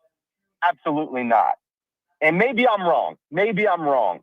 But Trey, Steven, Baylor, Mason Miller was a 45% three-point shooter at the time. And then you had, obviously, Ryan Kalkbrenner, too. So do I think this team could be that team from the perimeter? No. But I still think this team can be pretty salty from outside. But are they going to shoot 36? Are they going to finish the year shooting 36% from three? I don't think so. But this team also is different in the fact that it can apply rim pressure in ways that Creighton has not recently. And they have multiple guys who can apply rim pressure. The main one, of course, being Blake Harper. So I think we find out a lot on Sunday, because it's one thing, like, three-point opportunities are going to be in abundance. I would not be shocked if we get 73s in this game. Like, if both teams took 35, that would not surprise me in the least bit. And I think McDermott and Hoiberg are too good at coaches to keep letting the other jack them if they're hitting. But I mean, that's kind of the identity of both of these teams. It certainly is and has been Creighton's identity to let it fly, as they say. And as we've seen this year, Nebraska is among the nation's leaders in three-point attempts. So we're going to find out on Sunday, John, how effective this team can be from outside when the three-pointers are going to be available in a game that both teams in one way or another absolutely have to have. John, I'm curious, you mentioned something about putting pressure on the rim. That's one area that the Jays have struggled with defensively. We saw English, the point guard for Nichols, being able to get some blow-bys to the rim. We've seen it happen in some other games as well. How big of a concern is that facing a team like Nebraska? I know that may not be necessarily their MO, but they certainly have guys that could probably also get the ball to the rim. And Creighton, in its ability to communicate to make sure that they're not giving up so much space where they're getting caught in some of those mismatches where guys are getting blown by and sent to the basket. No, and you're exactly right. Like, it's a huge concern of mine. Watch the Nichols tape. Go back and watch some of the Iowa State tape. Oregon, they played a lot of two-man, so not as much, obviously. But go back and watch Baylor, watch Iowa State, watch Nichols. Like, Creighton has had a problem for the past few games of getting beaten off the dribble. And here's where all of this circles back, guys, is if Nebraska is going to, well, not if, Nebraska is going to space the floor. And when you pull out someone's 5, we saw a lot of teams do this to Ryan Kalkbrenner over the years. When you pull that guy away from the rim, the driving lanes are wide open. And obviously, the Huskers have to hit threes for that to become a factor, right? But if the Huskers hit threes like they have up to this point in the season, then they're going to space out Creighton. And then those one-on-one opportunities present themselves to where the Jays can get beat off the dribble. And nobody would be hanging around the rim to help out. And that's the thing that concerns me, because Baylor, Iowa State, Nichols, which it sounds crazy to loop Nichols in with Baylor and Iowa State. But we are, for argument's sake. Yeah. If the Creighton got beat off the dribble in those games, and they had guys, each one of those 3 teams had guys who could just go get a bucket. And Nebraska has a couple of those, obviously, but what impresses me so much about Nebraska up to this point is the cohesion they've created on a roster that, like Creighton, has so much unfamiliarity, or had so much unfamiliarity, because the Huskers have not killed teams by just beating them in ISO opportunities. They've done it with their connectivity. And it all starts with rink match. So that's the concern is, not necessarily that the Jays are going to get beat off the dribble so much, although those opportunities will probably be available for Nebraska, but more so that Nebraska's connectivity is going to have Creighton's defense out of sync, out of sorts. And it certainly doesn't help Creighton's case anyway, that Nebraska is essentially coming off a full week of rest heading into Sunday. John Walker, Omaha.com, the Omaha World Herald. John, we appreciate it. Thanks. Enjoy the weekend, and we'll see you there on Sunday. Thanks, guys. Let's ball. All right. John Walker, always great on Jay's analysis here with us here on the program. 402-951-1620.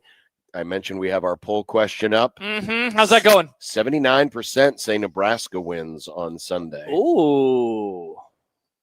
79% right now. They find themselves in a spot that they are often not. He asked the question of you early, when's the last time that they were heavily favored? That was 2018. Mm-hmm. Nebraska was favored in 2021, but in terms of being a bigger favorite, it has not been the case in 7 years for these two teams in this matchup. So how does Nebraska handle that? How does Creighton handle that? I have to imagine, he did bring up a great point, though, in the middle of the discussion.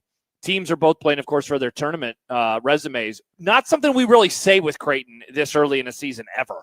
And with how the Big East has done in the non-conference so far this year, and just how their start of the season has gone, like it would do them wonders to pick up a W versus Nebraska for the resume stuff, and then obviously the rivalry component as well. The other part of it too, and I wonder how much this will actually factor in. The Jays have been road tested. Yes. I mean, they did go to Gonzaga. Yep. They played away from home in non-neutral situations, whereas, basically Nebraska's played all of their games in front of either a very friendly crowd or even down in Kansas City. I wouldn't say there was 50-50 crowd at the very least, right? And it's not like there were a lot of people there. So, and yes, Nebraska's playing in front of its home crowd. So there's not a concern about that, but you do wonder if the fact that Creighton has been a little more battle tested. They played better opponents. Sure. I mean, Baylor and Iowa State and Gonzaga are better, at least in my estimation, than either Oklahoma or Mississippi State or Kansas State is right now. So having those games under your belt, does that play a role?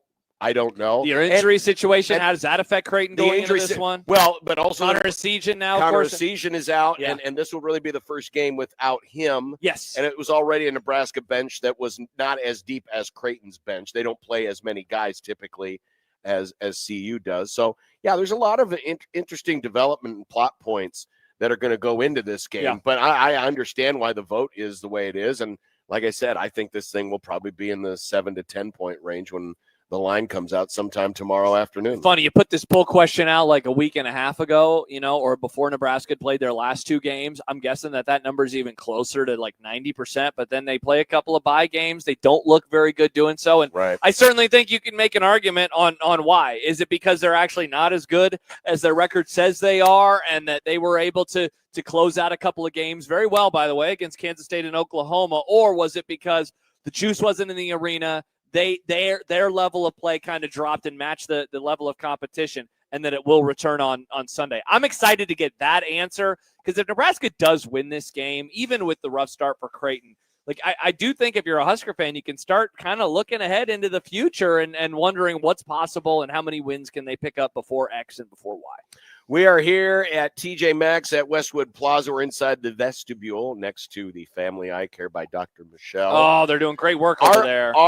We've already filled a box. It's filled. And where is Matt? Matt, we keep seeing his sunglasses. I keep seeing his head just bobbing around the store.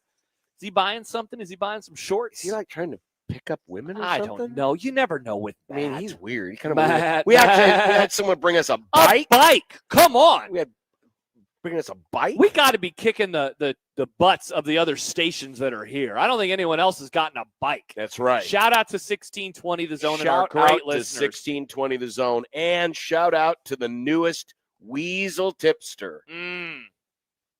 We'll explain next before Kent's Movie Club here on Toys for Tots Day. We're at Westwood Plaza, 123rd and West Center on 1620 The Zone.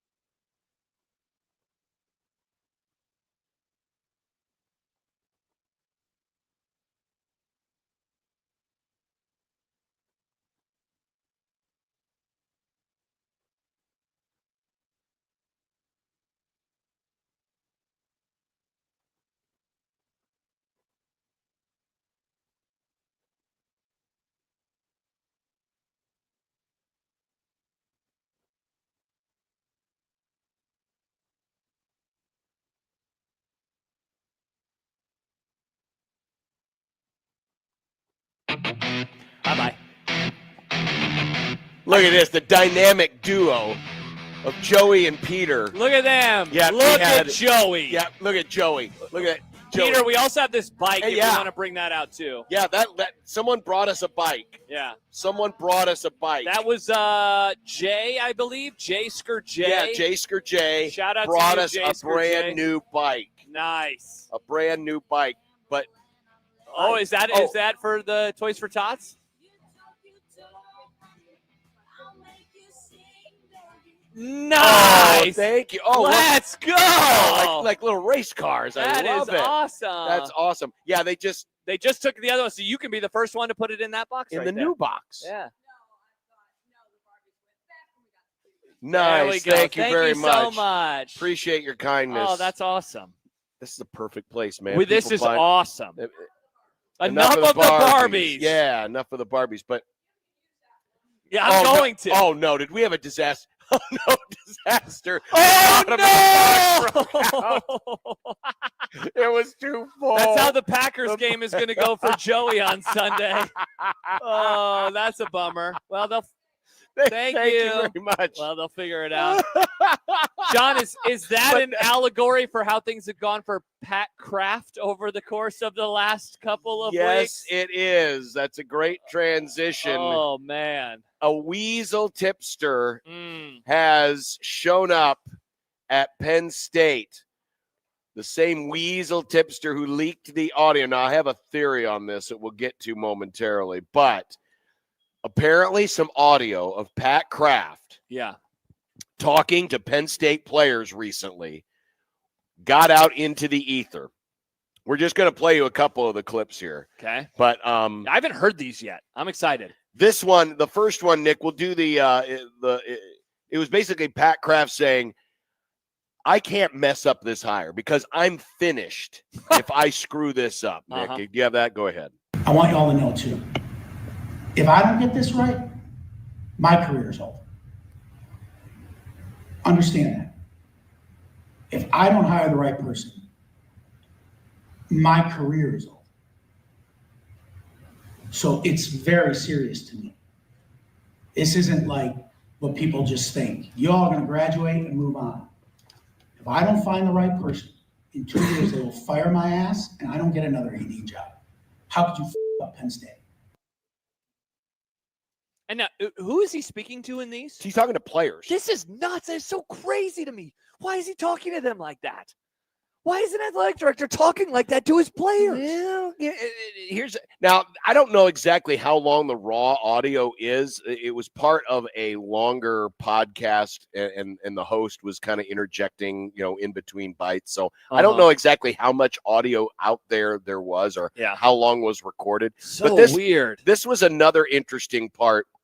It's Pat Kraft. He's talking about how close he thinks Penn State is to Ohio State, and then has a parting shot for both Michigan and Oregon. Ohio State's Ohio State, but it's not like they're way light years better than us talent-wise. Just haven't been able to get over the fucking hump. Michigan fucking stinks. Joke. Cheating their balls off. That's real, by the way, that they did. Oregon, the quarterback was shaking in overtime. But we have to win those fucking games, and it comes with you guys and a plan and a strategy to go and beat Notre Dame and Marcus. And then go and beat Ohio State in the national championship. By the way, this is to Dead Air Sports got this audio. I never heard of. Yeah, Dead Air Sports. And the whole thing's available on YouTube if you want. Now, you have to listen to the host interject, which is fine, whatever. But he had other interesting thoughts. He talked about how, they didn't play enough young players. He was kind of taking shots at James Franklin and how Iowa's old ass quarterback ran for 180 yards against them. Yeah. Also, there was an interaction. You could hear the player talking, and the player's talking about how hard it is to recruit to Penn State because people have the perception there's nothing here. And then Pat Kraft interjects and says, yeah, but Alabama, they got nothing too. And Oregon, Pat Kraft really doesn't like Oregon. Yeah. He's like, there's nothing in Oregon, and there's a bunch of bleeping weirdos out there. Now, you were asking, why is this happening? And I've seen a lot of folks, especially Penn State folks who have heard this audio, who have said, actually, they were actually energized by it because they could hear the passion in Pat Kraft talking about what he thinks. Is it Penn passion State, or is it fear? I don't know. But they were trying to spin it in such a way where it makes Kraft come out as a, hey, man, I'm really gung-ho about this, and this is why I had to make this move, and this is really important. And, Penn State is great. We just need the right kind of leadership so we can get over the hump. Yeah. I got a theory that the Weasel Tipster is one of the players. Is Pat Kraft himself. Oh, you think so? That this was put out there into the ether so that – because we haven't heard from him. He hasn't done any. He didn't do any. Remember, they were so happy that this thing was under wraps until it suddenly wasn't. Yeah, he didn't do one of those mysterious press conferences like Peterson did on that random Saturday in the middle of a women's basketball game. That got a lot of criticism. I think this was an inside job that Kraft knew he was being recorded. Or he had it recorded himself. And he wanted this message out there. Yikes. As a way to just galvanize the fan base and say, see, this guy really is out for our best interest. And this is months old audio, though? I'm not 100% sure when this audio was done. Obviously, it was done after the firing. Yeah. It was done. It had to be at least after the Indiana game because he does mention some things about the Indiana game and how, people were happy about being close. And he was like, but I'm not happy about being close. We're better than these guys. We should be better than these guys. Mm-hmm. So it's definitely post Indiana. So it's recent enough. Interesting. It's recent enough. So it's odd. But I think it's an inside job. Yeah. I think this was put out there intentionally. I mean, think of who's Pat Kraft's one of his best friends. Matt Rule? Yeah.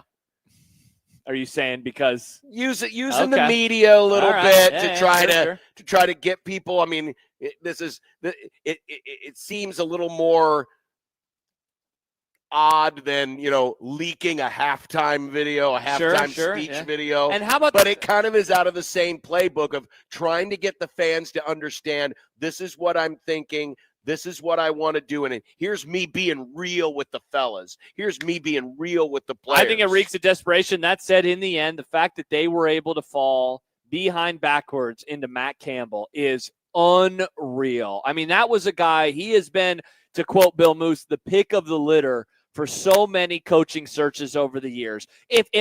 If Trev Alberts fires Scott Frost a year earlier, Matt Campbell might have been the guy that he goes after, right? Like Matt Campbell has always been on that list, and now he is going to Penn State.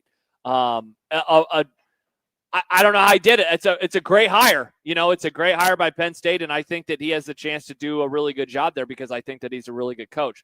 That said, but it hasn't been made official yet. But it's been reported on, hasn't it? I haven't seen. I mean, obviously he's the new target.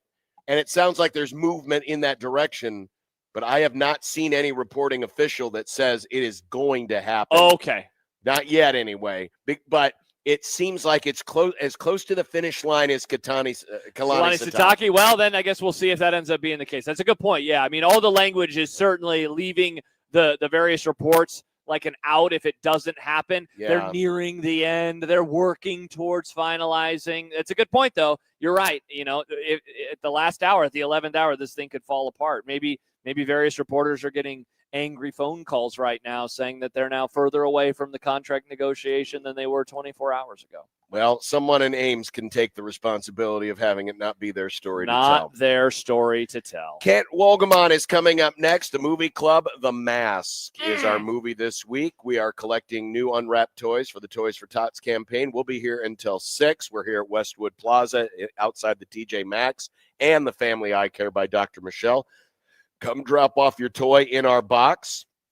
And when we continue, it is movie club time with Kent Wolgamont next on 1620 The Zone.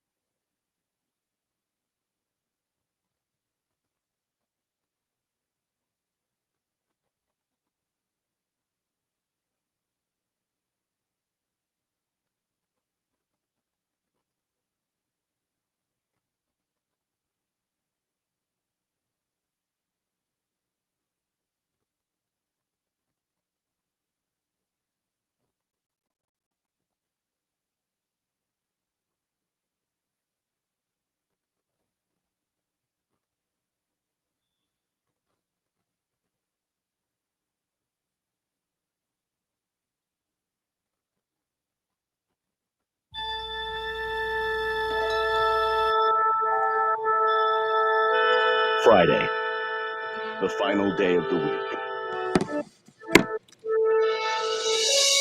These are the voyages of the program Unsportsmanlike Conduct. Its ongoing mission to explore strange new movies, to seek out new bits and new edification, to boldly go where no radio program has gone before.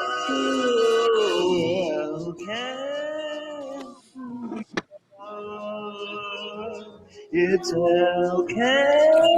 It's Movie Club.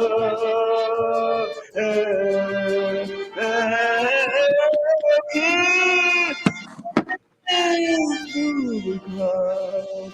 It's okay. Can't hear us. Movie Club.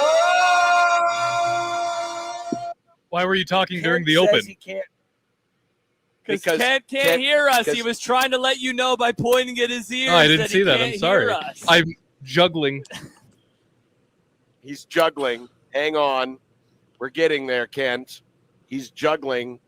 I could see him sign languaging through the. I was watching. I was paying attention to Kent the I knew whole something time. was wrong when Kent wasn't bobbing his head too, because Uh-huh. he's usually the one that leads, the ringleader in all of this. Uh-huh. I don't see a reason why he wouldn't be able to hear us. Can you hear us, Kent? That's going to be a no. He can't hear us. Whenever he about to refresh or something like that. I think his mic is working. It's working. Yeah, I can. Well, he can't hear us though. No, John. I know. I'm just wondering if it's like a computer issue or something. Why don't you give him a call? Yeah. Could give him a call.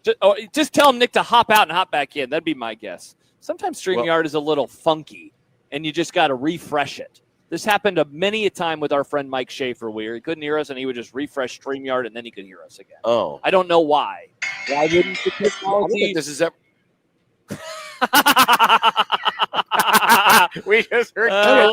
We just heard Ken. Oh, that's We can hear you. We have your mic. You just can't hear us. Oh, he's gonna. Okay. Hopefully, Will pop do. it. We'll see what happens. We'll see if it works. Uh-huh.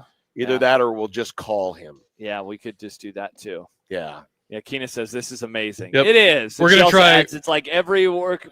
We're gonna try refreshing, What's and going then on, I'll Nick? call him if it doesn't work. All right, perfect. Well, that gives me a moment to tell you again why we are here at. We are outside the TJ Maxx inside the vestibule. Did you know this is called a vestibule? I do now. You do now. Did you know that cylindrical item between the It's two chairs not a is trash not can. a trash can? Yes. It's not a trash can. It is Indeed. not. Indeed. But we've already filled a box, and technically we filled 2 boxes because there's no way that bike wouldn't not have filled that box. That is true. So we're on to our third box We're right on now. to our third box. Excellent. Right now. Excellent. Filling the new unwrapped toys for Tots. Mm-hmm. And the convenience of being right out here outside of a shopping mall like a TJ Maxx, people are being There's able to a lot buy of toys items here. and just put them into the container. Kent, can you hear us? I can, indeed. Awesome. All right. We're ready to go with the movie club. Now, Kent, there may be a slight bit of a delay because of the technology we're using, but this week's movie is The Mask. This was Nick's pick. My pick. Nick, talk to me. What was The Mask? The Mask is a movie based off of a comic from the early 90s about a mask that is infused or imbued with the power or is just straight up Loki, the Norse god of mischief. Stanley Ibkiss, Jim Carrey's character, finds it when he's kind of down on his luck, and he puts on the mask, and it turns him into a guy with a zoot suit for some reason, and it's supposed to amplify your internal wants and needs, and it's a big slapstick adventure involving gang members and a dog and Cameron Diaz. That's kind of the whole thing. A pretty good representation of what The Mask is, John. Was this wasn't Jim Carrey's first feature, or was it was that it was Ace Ventura was earlier that year, actually. Okay. Yeah. This movie was actually filmed before Ace Ventura came out. Oh. So in a sense it was, Ace Ventura came out. It actually did okay box office, but didn't get much critical appreciation, shall we say. And this came out like 6 months later and did huge at the box office, and he got some pretty good reviews and that. So in a way, it's his second movie, but it was done before the first one was even out. So yeah, this is the first time that I've watched this movie as an adult, and so as a kid I loved it. Right, it has all the hallmarks of a movie that I think a preteen to teenage boy would enjoy in just its slapstick nature, as John mentioned, and how strange it is. I liked it less today than I did when I was a kid, but I think that makes sense. Why do you think it resonated so well with the critics of the time? And I'll of course ask you what you thought of it back then as well, because I guess I'm a little surprised that it did seem to get such great reviews back then, given that, I mean, it's a really weird movie, honestly, that became such a massive hit, but it's not like only kids saw this thing. No, but it was two things. First, it was initially a much darker, violent kind of movie, and it got rewritten to be a family picture, or a picture of the kids. So there was part of that. The real thing, I think, that captured the critics, and I'm going to have to, or at least got it some appreciation, I'm going to have to go back and talk about, I told you the other day that I had some stories about this one.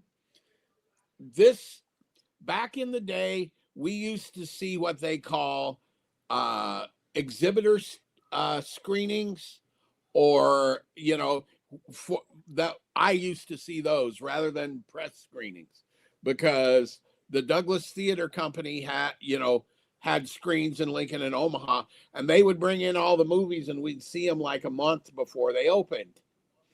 And so you had the exhibitor screening, you had a press screening, but you also had what they called test screenings, which they usually do in Los Angeles or New York, mostly Los Angeles.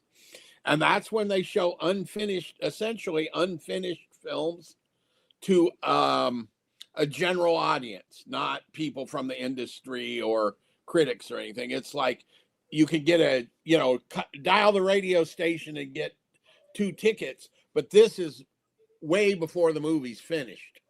So for reasons that I have never quite figured out, other than the guy who booked Douglas you previously had worked for Warner Brothers, we had a test screening of The Mask at the Plaza 4 Theater in Lincoln at least 6 months before it came out, and maybe more than that. And the reason for that is they hadn't finished the computers part of it, right?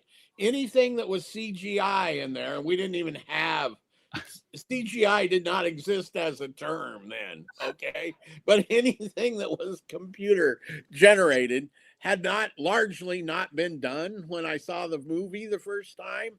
So it'd be movie, and then drawings of what the computer stuff was supposed to be, then movie, more drawings, right? So the first time I saw it, it was like, huh? You could see it was there was some fun to it, but you couldn't really see what it was going to be. Fast forward to like a month before the movie, or 3 weeks, and then I saw it again with all the computer stuff in it, and really enjoyed it, in part because that was one of the first times that was used in a comedy in the way it was used because it's 1994, right? Mm-hmm. And I think that's part of it. And I think the other part that it hit so well is something that Peter Riegert, who plays the cop, I've been friends with for a while. He was in probably best known for being Boone in National Lampoon Animal House. He was the Boone character in Animal House, but he's been in a lot of things. I think most recently people probably remember him. I mean, he's become your go-to New York Jewish businessman character actor, right? But but the most recent thing that people probably noticed him in, he was the corrupt New Jersey city councilman that was on The Sopranos for a couple of years and then came to a very bad end. And so I was talking to him about Jim Carrey, and there was this isn't improv necessarily, but Carrey took things as far as he could, which was written on there, and it created this kind of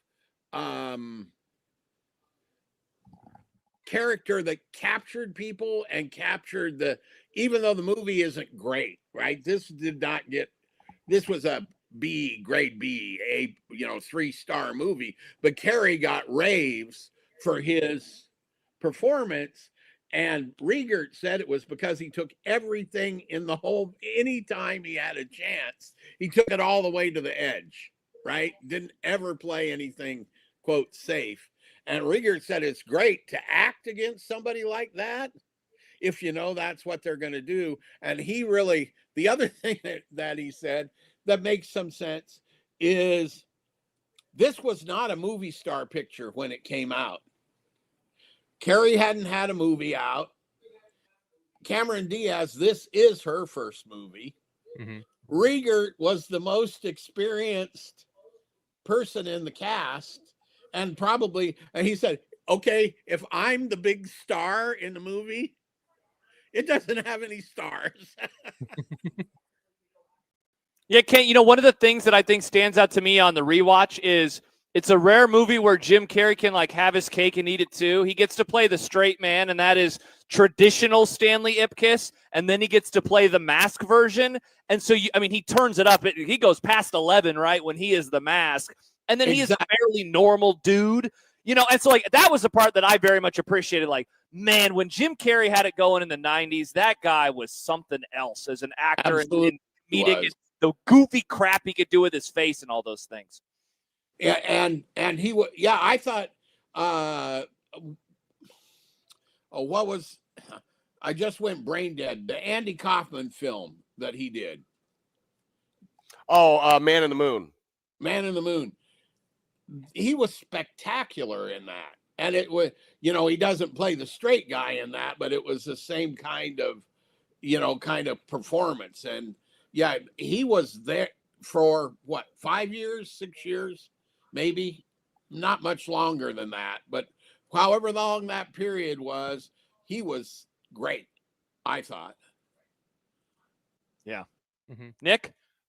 So this is a movie that I've watched. I used to watch a lot as a kid. My babysitter used to let us watch movies growing up. We got to pick out of a pile, and I would frequently pick The Mask because I really liked Looney Tunes and cartoons, and it was funny to watch Green Man do Looney Tunes type of things. And then as I haven't watched it since I've been a child. So this is the first time I've seen this movie as an adult and in years. And it's still some of the quotes, it's like smoking. It's a really fun movie to just have little drop quotes here and there. It's fun as an adult to pay attention to what happened with the muffler and the tailpipe when he went into the garage. Never noticed that when I was a kid when they were coming back out and interviewing everybody. Overall, I think a lot of the slapsticky stuff kind of holds up. It's fun. It feels very unique, making a Tommy gun out of the balloon with the balloon animals. Hilarious. It's then the lead up to that. But as we've all, it doesn't hit the same as it did when you were a kid. It's not a great movie. I think it's fun, but I don't see myself ever really watching it again. Thank you very much. Thank you. Our friend from next door who just brought us. Yes, Mary Jane. Thank you. From down next door at the Time Center. I keep wanting to say something else because there's another shop at the Time Center. Just brought us a nice little club. Oh, that's awesome. She was very kind, very kind. Yeah. Anyway, what did you think of it, John? Because you hadn't seen it before, right? No, I didn't. I understand why it went the way it did back in 1994. I was able to watch it through the lens of, you could definitely tell that this was a picture that was tailor-made for Jim Carrey, because he gets to be the Jim Carrey that we got to know. I mean, where he basically became famous was the In Living Color comedy show on Fox, where he got to play all these outlandish, over-the-top, overacted characters, and he gets to do the exact same thing here. And then you juxtapose that with the timeline that Kent mentioned of when this was made, when Ace Ventura came out, and really this, when he dons the mask, that character and Ace Ventura aren't terribly far off on the spectrum. I mean, they're kind of the same person. And so it's funny. I watched it through the lens of, well, no duh, of course this worked for Jim Carrey because it allowed him to do all these other things. But then, as Kemp mentioned, there were some of his later work where, you got to see him mature more as an actor. This was a perfect vehicle to launch him from being just a television star to becoming a mainstream film star.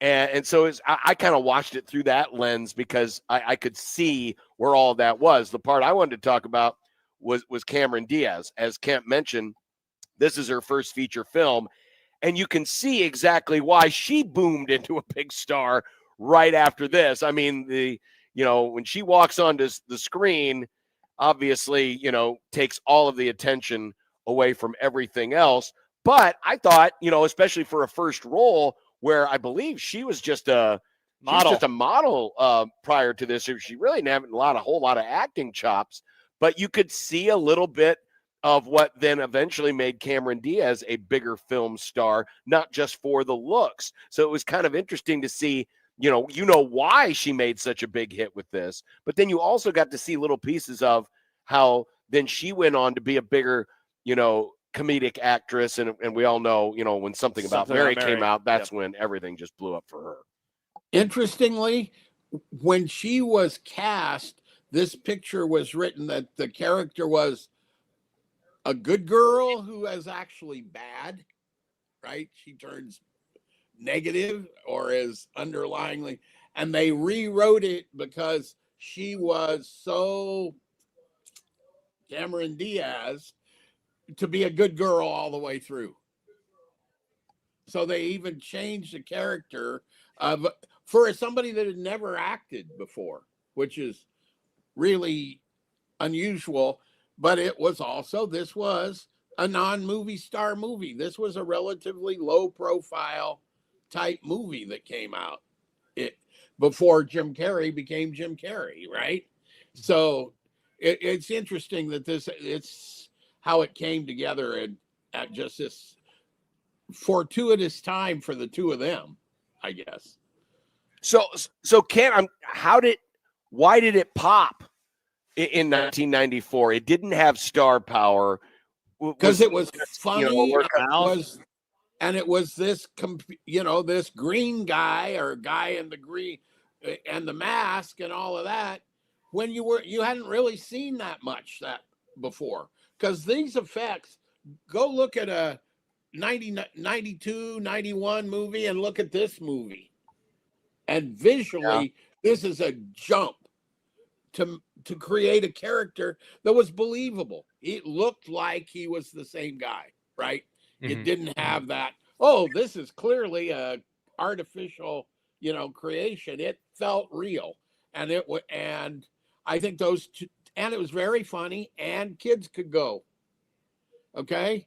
I was gonna say, Ken, it has like that. It's like that perfect kind of movie for a kid who is not a teenager yet and wants to see something that, like, they're laughing along with the adults and they don't even know why sometimes, which I think we've all been seeing a movie where it's like, why are they laughing? I'm just going to laugh with them. But it also has perfect stuff for kids in that it's this green guy who looks really strange. And I mean, Nick mentions the Tommy gun. Like, that is the thing that I will always remember about this movie. And that's the line, beyond the smoking or somebody stop me. Like, that's what we always quoted, they're a Tommy gun. And it's like, it's perfect for a kid who wants to have a good time and laugh. And I mean, all the musical numbers that happen too, it's fun. Like, as a kid, I always liked the dance scene, both outside of the park and in the club itself. It's visually stimulating. It really is. It's a good way to shut up a kid.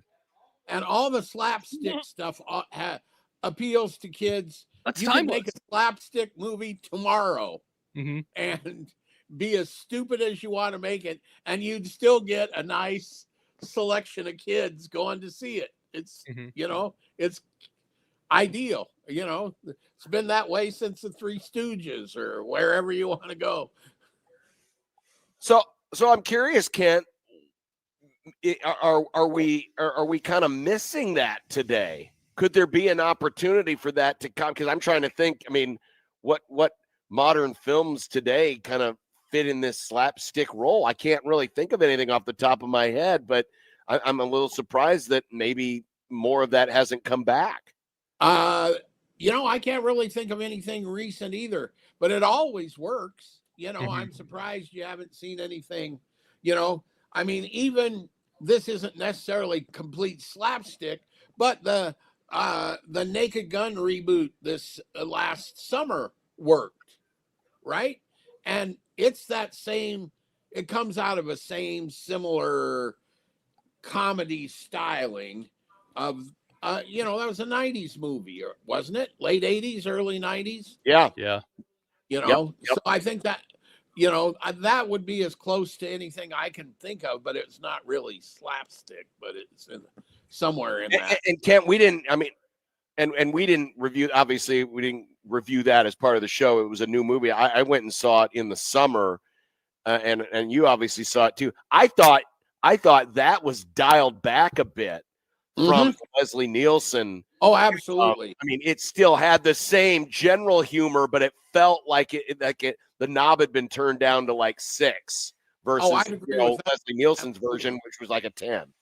I agree 100% with that. And, and I had also, this has nothing to do with what we're talking about other than when I got to spend a day with Leslie Nielsen when Naked Gun came out. He was here for a day, and they showed the movie at the Stewart Theater and blah, blah, blah.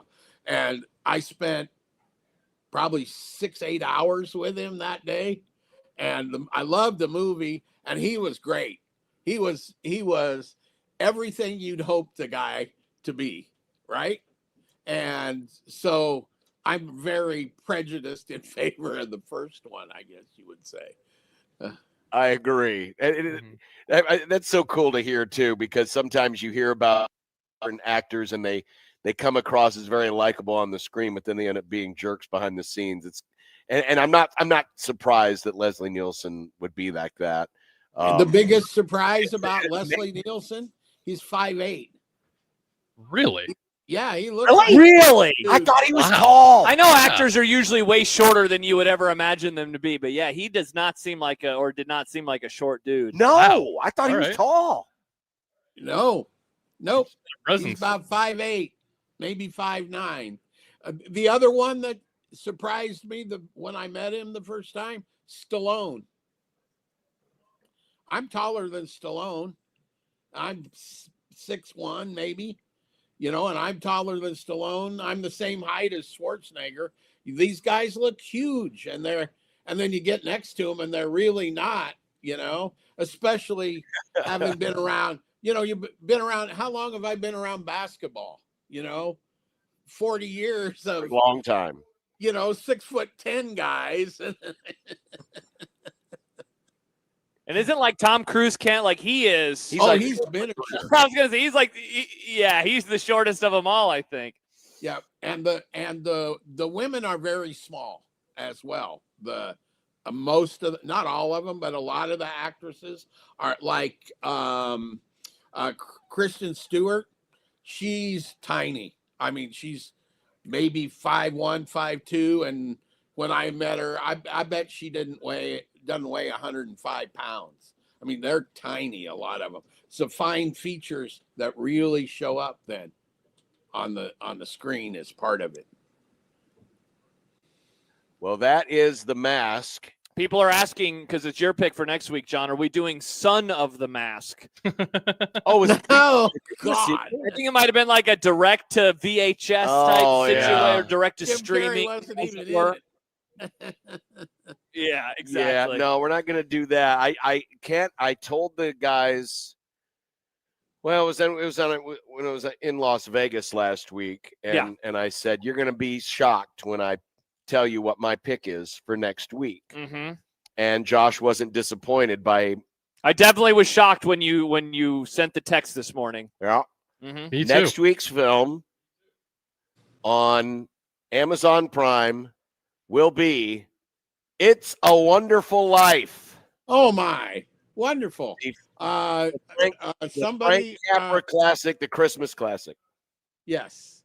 And you might want to fix the marquee there. We're missing an R. Oh yeah, it says It's a Wonderful Life. There's no R. Oh, whoops. We'll get that fixed for next week, Kent. Thank God you told me that, because now I can edit the thing before I send it out on Twitter. Nice. Yeah, It's a Wonderful Life. But we have not done.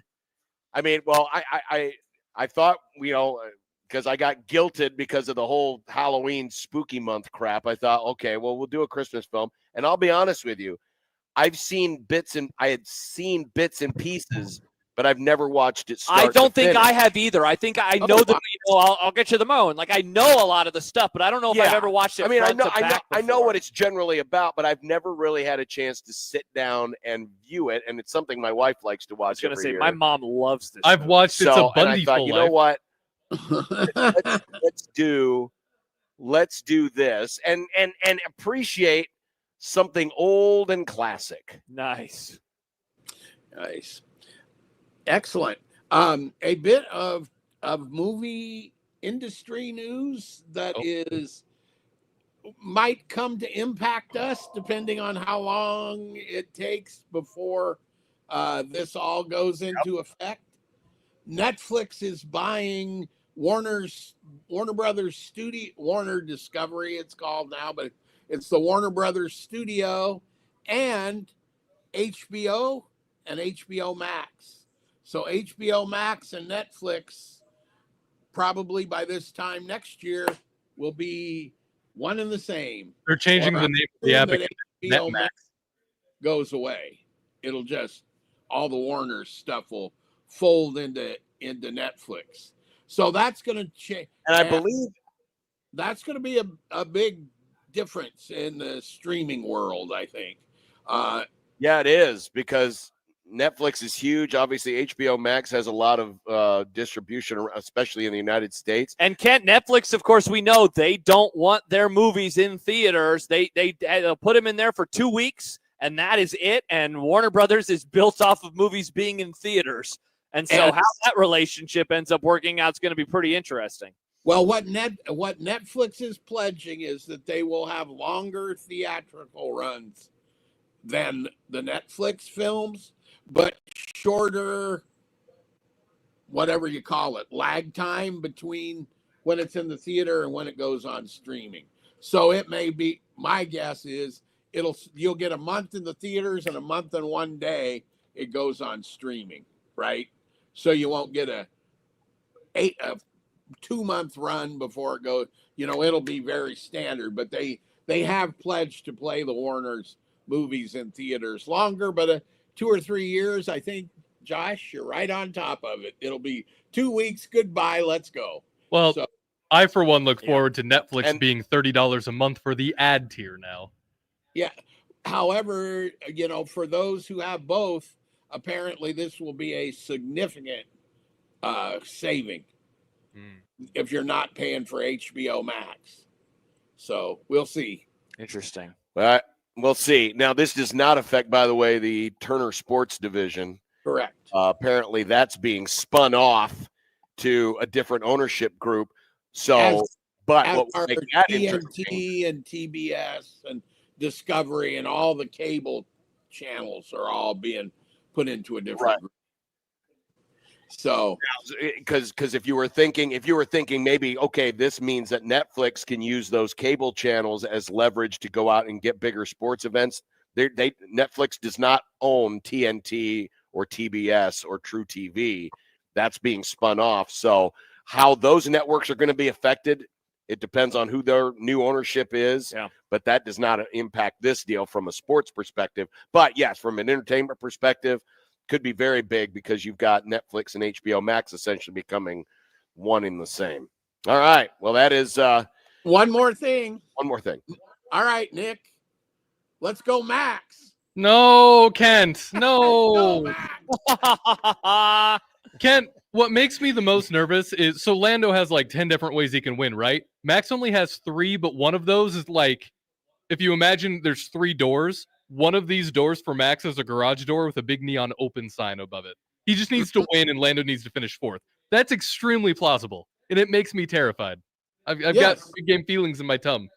I saw a smart fella on the Twitter. They asked a bunch of the drivers who they thought would win, and Hadger said Norris, and the guy below said, "Are you sure you didn't get this question right? That's the guy you're supposed to take out."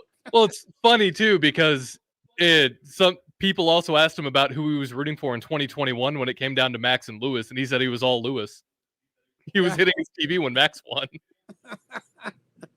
Isaac is Max's teammate. I think you're both wrong. You're both wrong. Time for a break. Sorry, everybody. Mario Andretti is going to win it.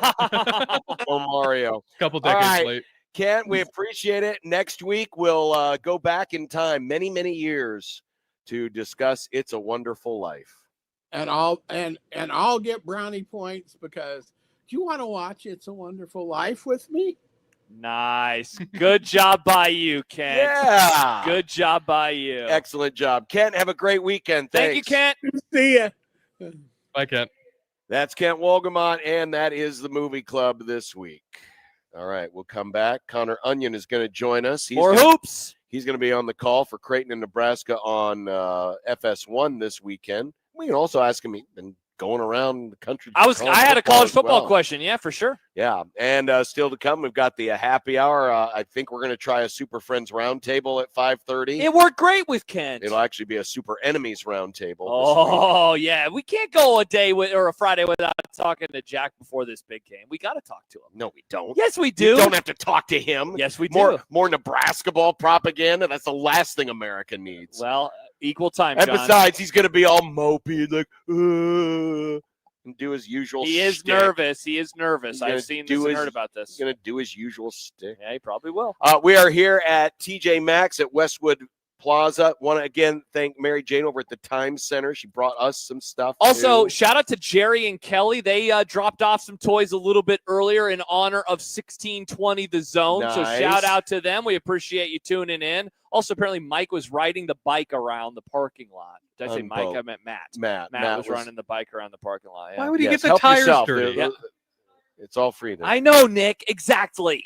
Yeah, well, I mean, they had to get it out there somehow. But please drop off a new unwrapped toy for Toys for Tots. Our box is right over there. Mm-hmm. You can even buy them inside the TJ Maxx and drop them off for the kids this holiday season. Yep. And we will be back right after this on 1620 The Zone.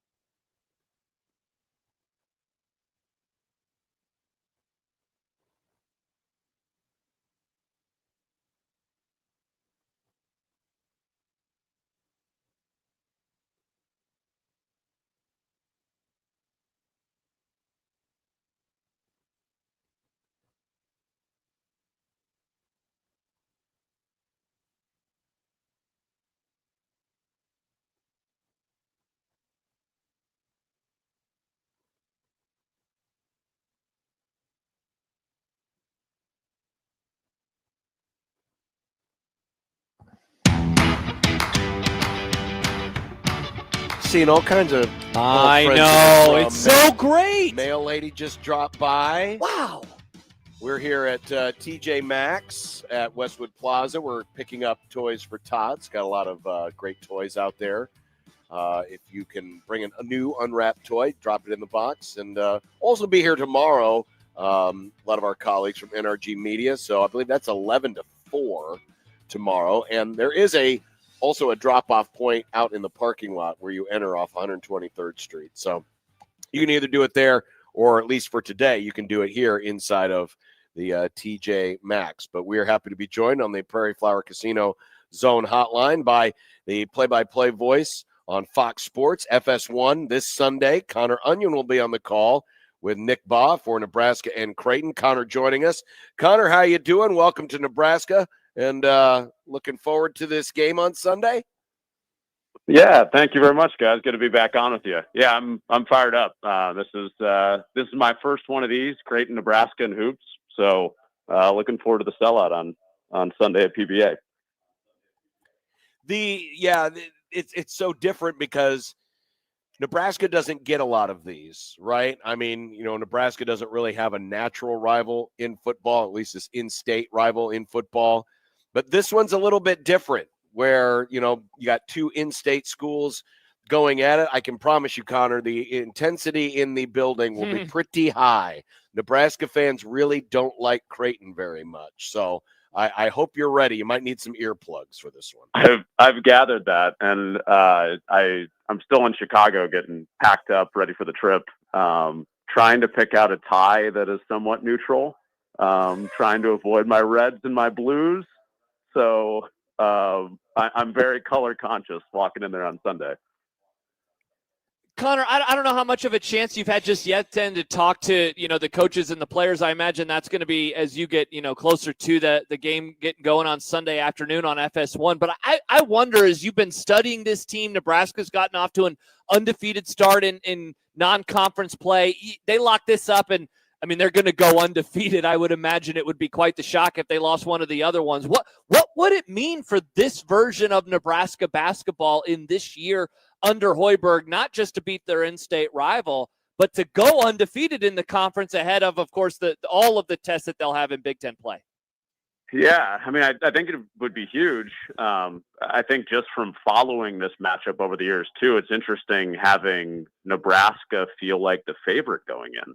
Usually it's Creighton with a number next to their name like last year, and it really has felt like, especially in those road games in 22 and 24, that Nebraska kind of thrived on that feeling of maybe being doubted and being the underdog. But I think the Huskers are also well aware of what happened the last time in this building. Baylor Shireman happened. But that dynamic to me is very interesting. How Nebraska handles the feeling of we're not the underdog in this game, like they have been for several years. Connor Onion joining us. He'll be on the call on Sunday. I don't know how many other Big Ten teams you have seen yet, but obviously the top end of this league looks extremely strong right now. How important is winning a game like this for Nebraska, knowing that the tables are going to turn very quickly? They got Illinois coming up very soon. They're one of the chief contenders. Michigan State's really good. Michigan looked amazing in Las Vegas a couple of weeks ago. And Purdue obviously has been the preseason number one. I'm curious, what has been your impression of the Big Ten, a league that is desperate to get that first national title this century? Yeah, I think it's going to end up being a 10-11 bid type year for the Big Ten after it was 8 last year. Opened my season at Michigan, and they're huge. They graduated their 2 big guys or sent them on to the NBA. And they went out and got Ademara from UCLA, who's 7'2". So they're huge. Purdue's also got great size on the interior as always. And Braden Smith is back. I watched Michigan State the other night. They played Iowa. I actually have the Iowa-Maryland game tomorrow on my stopover. So it's the full I-80 experience from Chicago to Iowa City to Lincoln. But but Michigan State, man, they can guard, and they're still getting out and running like Tom Izzo's teams typically do. So yeah, the 8-0 start is impressive, obviously, for Nebraska. Are they going to run the table and go 30-0? Probably not. But I do think they will contend, and it's definitely an NCAA tournament team, and another chance to prove it on Sunday at home against Creighton. Connor, what have you seen from the Blue Jays this year? It's so weird to be on December 5th. And, as I've been following this program, really as long as I can remember, and like have the questions that I do about them and hear that this game described as like a kind of a must-win game for their own NCAA tournament expectations or hopes, given the Big East, it doesn't look as strong as it has over the last handful of years. Now there are injury concerns as well, and it's a group of players that a lot of them haven't been in this atmosphere before. What have you made of them in your study so far? Yeah, I mean, John talking to you at some of the Creighton games over the years, and Rob Anderson, who does PR for Creighton, and even some of the fans there. The conversation for 4 or 5 years was around the value of Ryan Kalkbrenner, and I think we're seeing that defensively, especially, and how Creighton has protected the paint, or in some cases not protected the paint, which is obviously going to be huge in this game on Sunday with Rink Mast, the big man for Nebraska, who obviously does wander out to the perimeter a little bit. But it is a little bit of a different feel because you're just so used to the steadiness of Creighton. You can chalk them up for 20 wins. You can chalk them up for at least one NCAA tournament win, and win this game. And I think that conversation is very much at play. But they're going to have to do some real damage in the Big East if they don't win this game, as far as March is concerned. Talking with Connor Onion, FS1 on the call this Sunday afternoon at 4:00, kind of talking about how big this game is. Obviously, it's big because they're in-state rivals, but you just mentioned what it means for Creighton from a Nebraska perspective, being the favorite, or at least the team that a lot of people perceive to be the favorite at this point. Is that the real reason why they need to win this game, just to back up the good vibes? Obviously, for the record, they don't necessarily need it. They've already been off to a great start, and their Big Ten credentials are going to certainly help rise the level of their water this season. But I'm curious how important this is from a Nebraska perspective in terms of their future prospects. I mean, I think you can look at the Kansas State win. That holds up. It looks a little worse after Kansas State lost to Bowling Green the other night, but the Oklahoma win was impressive. Neutral floor at the Sanford Pentagon, and putting 105 up on them. I think that will age well. This is another one that I think Creighton's going to figure it out and are going to look good when we get into Big East play. Owen Freeman, it feels like he's kind of starting to find his footing and look like the guy he was at Iowa after the injury. But as far as the record, you're right, John. Like they're in a good spot. They have a couple of wins against top 100 teams that put them in a good position. And also, to your point, I feel like I'm just regurgitating everything you said in the question. But also to your point, when they get into when they get into the Big Ten, that's where it'll be prove it time. And enough quad one wins available there that if they finish even 500 in the Big Ten, they're still safely a tournament team.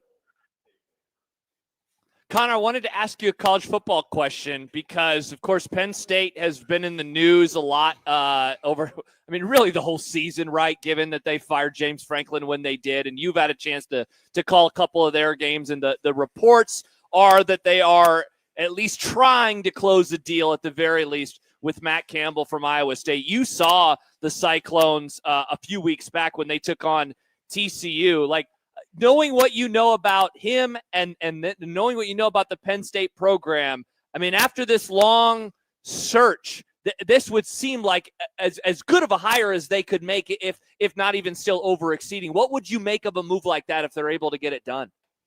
Man, Josh, I heard your reputation that you hate basketball. I didn't know you were going to turn the basketball conversation into a football conversation. Shocking, isn't it? Shocking. I guess I'll field your question. I'll take the question. Thank you. Matt Campbell, even going back to Toledo, I was actually a student at Ball State when he was at Toledo and covered the football program there. Okay. And he had no reason to make time for a student at a rival school, but he did. So that always stuck with me for one. So a little bit of inherent bias as I answer this question.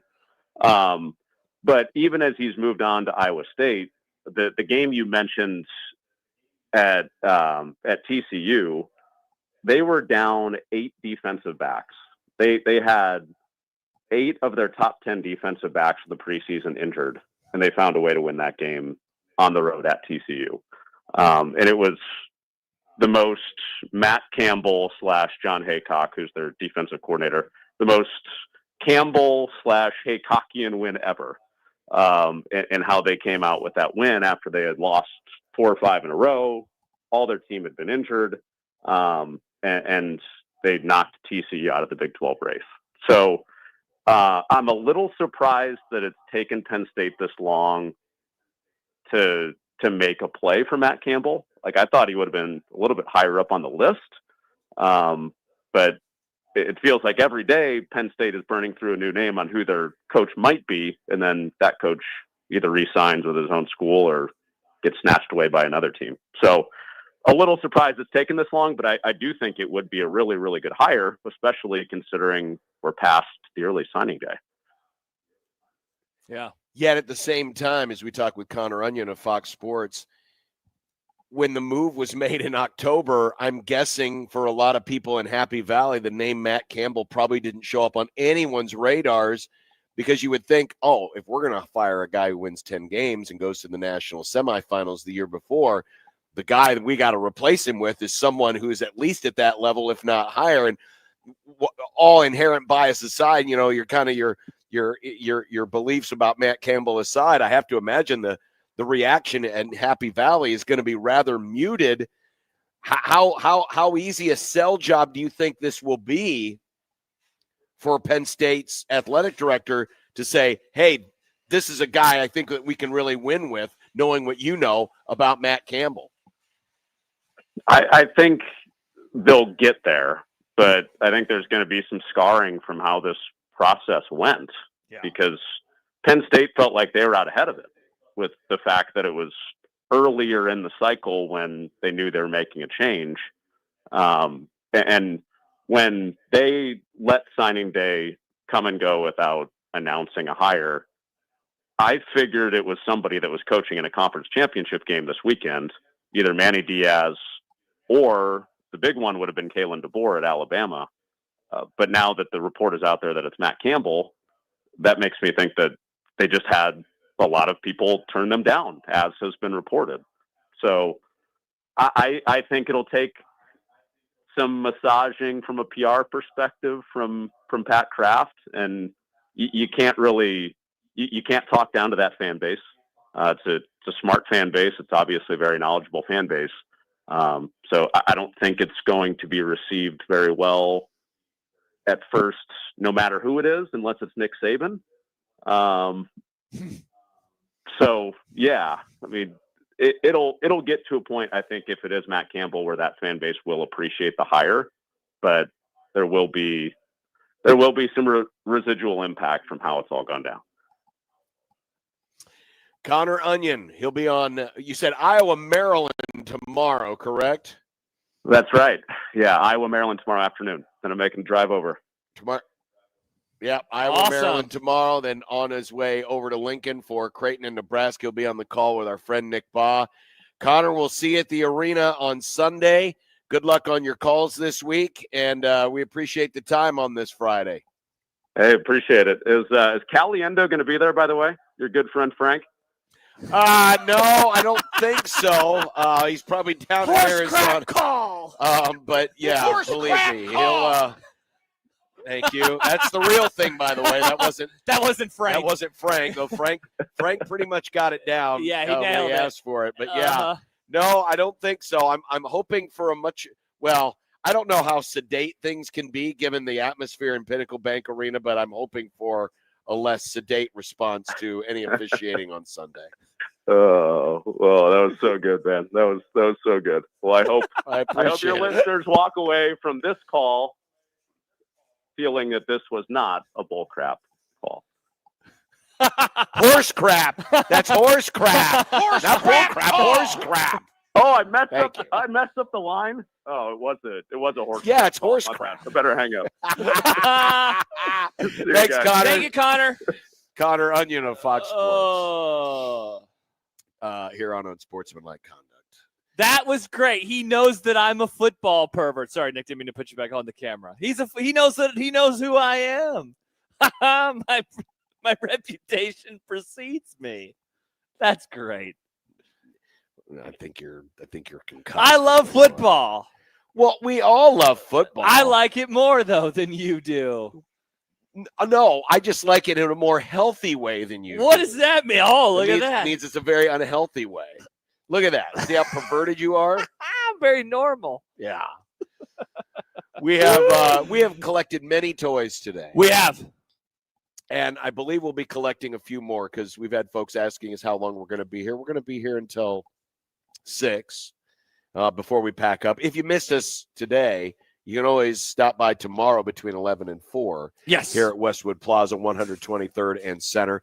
And again, the convenient thing is if you don't have a toy on you, boom, TJ Maxx right here, you can buy your toys there. And that's what pretty much everyone has done. Yep. Except for Jasker J, who brought the bike in. From wherever. But, wow, what a guy. Yeah, what a guy indeed. So we appreciate everyone who has donated for Toys for Tots. All we ask that it is new, unwrapped toy. They'll take care of the rest. Want to thank our sponsors, Woodhouse Chevrolet, Molina Healthcare, and our good friends here at Westwood Plaza, with special shout out to TJ Maxx, to Family Eye Care by Dr. Michelle, and by Mary Jane over at the Time Center, who gave us little clocks. Wow. And dropped off a ton of toys. Yes, she did. Incredible. She went and spent a lot of money on toys and came out and just dropped them all in the box. So if you need your clocks fixed or your watch fixed or anything on clocks and watches and telling time, we love the Time Center here at Westwood Plaza. Indeed. Coming up next, it's a One Beer Friday. Ka-chunk. Well, we've got water. We got water here. Yes, right please, there. Thank you, sir. Someone just got Thank a dump you. truck. Let's just go. got a dump truck. Let's go. Thank you very much. What's that? Bruce, what's going on, Bruce? Thank you, man. Bruce is here. Shout out, Bruce. Thank you, Bruce. Speaking of the I-80 Club, the other jackass in that group will be joining us for the 5:30 segment, the Super Enemies Roundtable, which should be a real train wreck given the delay that we have. It'll be fine. We'll be okay. It'll be fine. We'll survive. Yeah, we will. We'll be back and have more of Unsportsmanlike Conduct here on 1620 The Zone.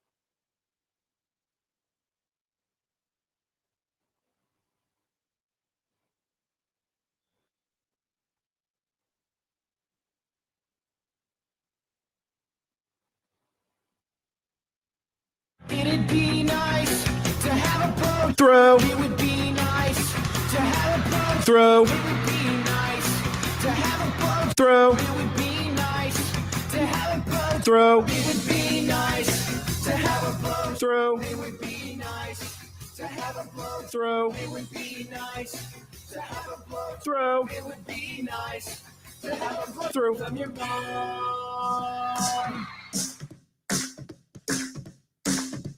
I drank beer with my friends. Sometimes I had too many beers. I liked beer. I still like beer. Had beers, have some beers. One beer, drink beer, drinks beer, drank beer, and drinking beer. Upstairs, downstairs, where was it? I don't know, but I had one beer.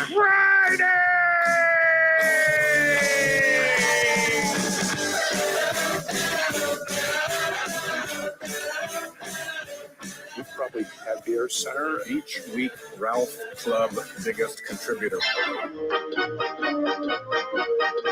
Yeah, for that. I like beer. I don't know if you like beer, Senator, or not. What do you like to drink? Next I had one beer. Friday. Hanging out and having some beers with friends, which I gladly do, and which I fully embrace. Well, you think it was? Nope, it was one beer. Friday.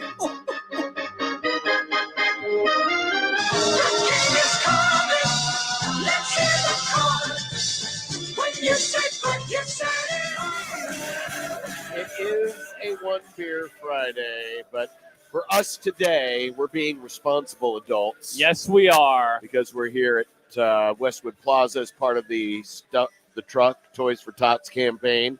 We're collecting new unwrapped toys for the children this holiday season.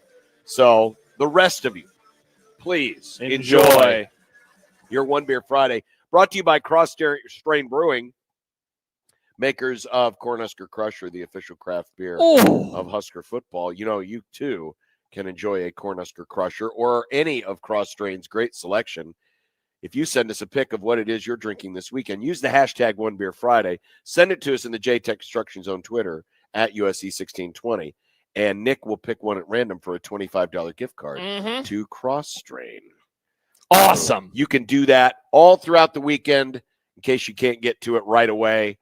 Just think about it anytime, either tonight, tomorrow. Nick will find one over the weekend and hook you up.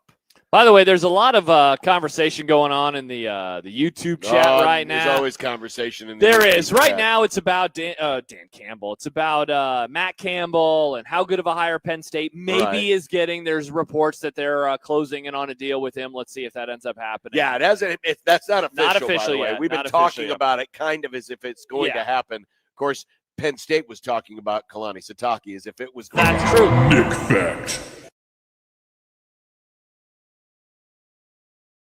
It might be a Nick fact, indeed, that he is going there. But there's a discussion. Brian is very frustrated with Pesky Blues. Now, I think Pesky Blues is a Jays fan, so it's hilarious that they are debating that Brian is going after Mr. Pesky, saying, like, you're an idiot Husker fan, when I'm pretty sure Pesky is a Creighton fan. Regardless, though, I think you asked a great question of Connor, and there is this thought that I have in my head that Matt Campbell is going to be similarly treated like a Mike Riley or a Matt Rule of 500 coach. Sure. You are a 500 Sure. coach. He hasn't won the conference. Nope. He has one 11-win season. Yep. How many 11-win seasons did Matt Rule have at Baylor? One. Uno. And so, like, I think he's a really good coach. I do too. I think he is going to be pushing a boulder uphill in terms of the fan base because of how the search went. Callahan dealt with all of that too, right? And he went 8-4 in year 2, and he went 9-3 in the regular season in year 3, and it was never good enough. And so, like, when things started turning on him in year 4, it was like, see you later, Bill. We never wanted you, and we don't want you now. Mike Riley, again, a very short leash. See you later, Mike. We don't want you anymore. Like, I think Matt Campbell can have a good career, but I think it's going to be tough for him to overcome the search of which he, if he is the guy again, that he was not even involved in. No. But I'm worried for him, man. I really am. No, he was not. He was not an A-list, a B-list. He might not even have been a C-list candidate when this whole thing began. Mm-hmm. And it's not his fault that Pat Kraft totally overplayed his hand and maybe jumped the gun a little bit on, when he decided to make the move on James Franklin. but it is what it is, and you can only take the job that you have and do the best with it. And certainly Matt Campbell, being the competitor that he is going to think that he can do just fine at it. And listen, he might be able to do well. Heck, Penn State could do a lot worse. Honestly, Penn State falling into Matt Campbell, given what the disaster this has been for the last 54 days, is that, in my opinion, it's a win. But you're exactly right about the public perception, how the search is gone, how I saw a number. I don't know if I put it down on my sheet today, but this move by Pat Kraft to fire James Franklin when he did has led to, I don't think I have it. It has led to something to the effect of over $300 million in new coaching contracts. People that have been connected to the search, whether it is Kurt Cignetti, Matt Rule, Kalani Sitake, it has Eli Drinkwitz. It has led to something to around the ballpark of $300 million in new coaching contracts. Mm-hmm. Incredible how this one thing has snowballed, and it has had this ripple effect that will affect many different programs. If this hadn't come about, do you think Troy Dannon is reworking Matt Rule's contract this year? Of course not. Yeah, No. if James Franklin has a good year, Matt Rule is, honestly, it's quite the world that we're living in if James Franklin has a good year and Nebraska goes 7-5. Exactly, because then you're thinking a little more potential for a hot seat next year. Correct.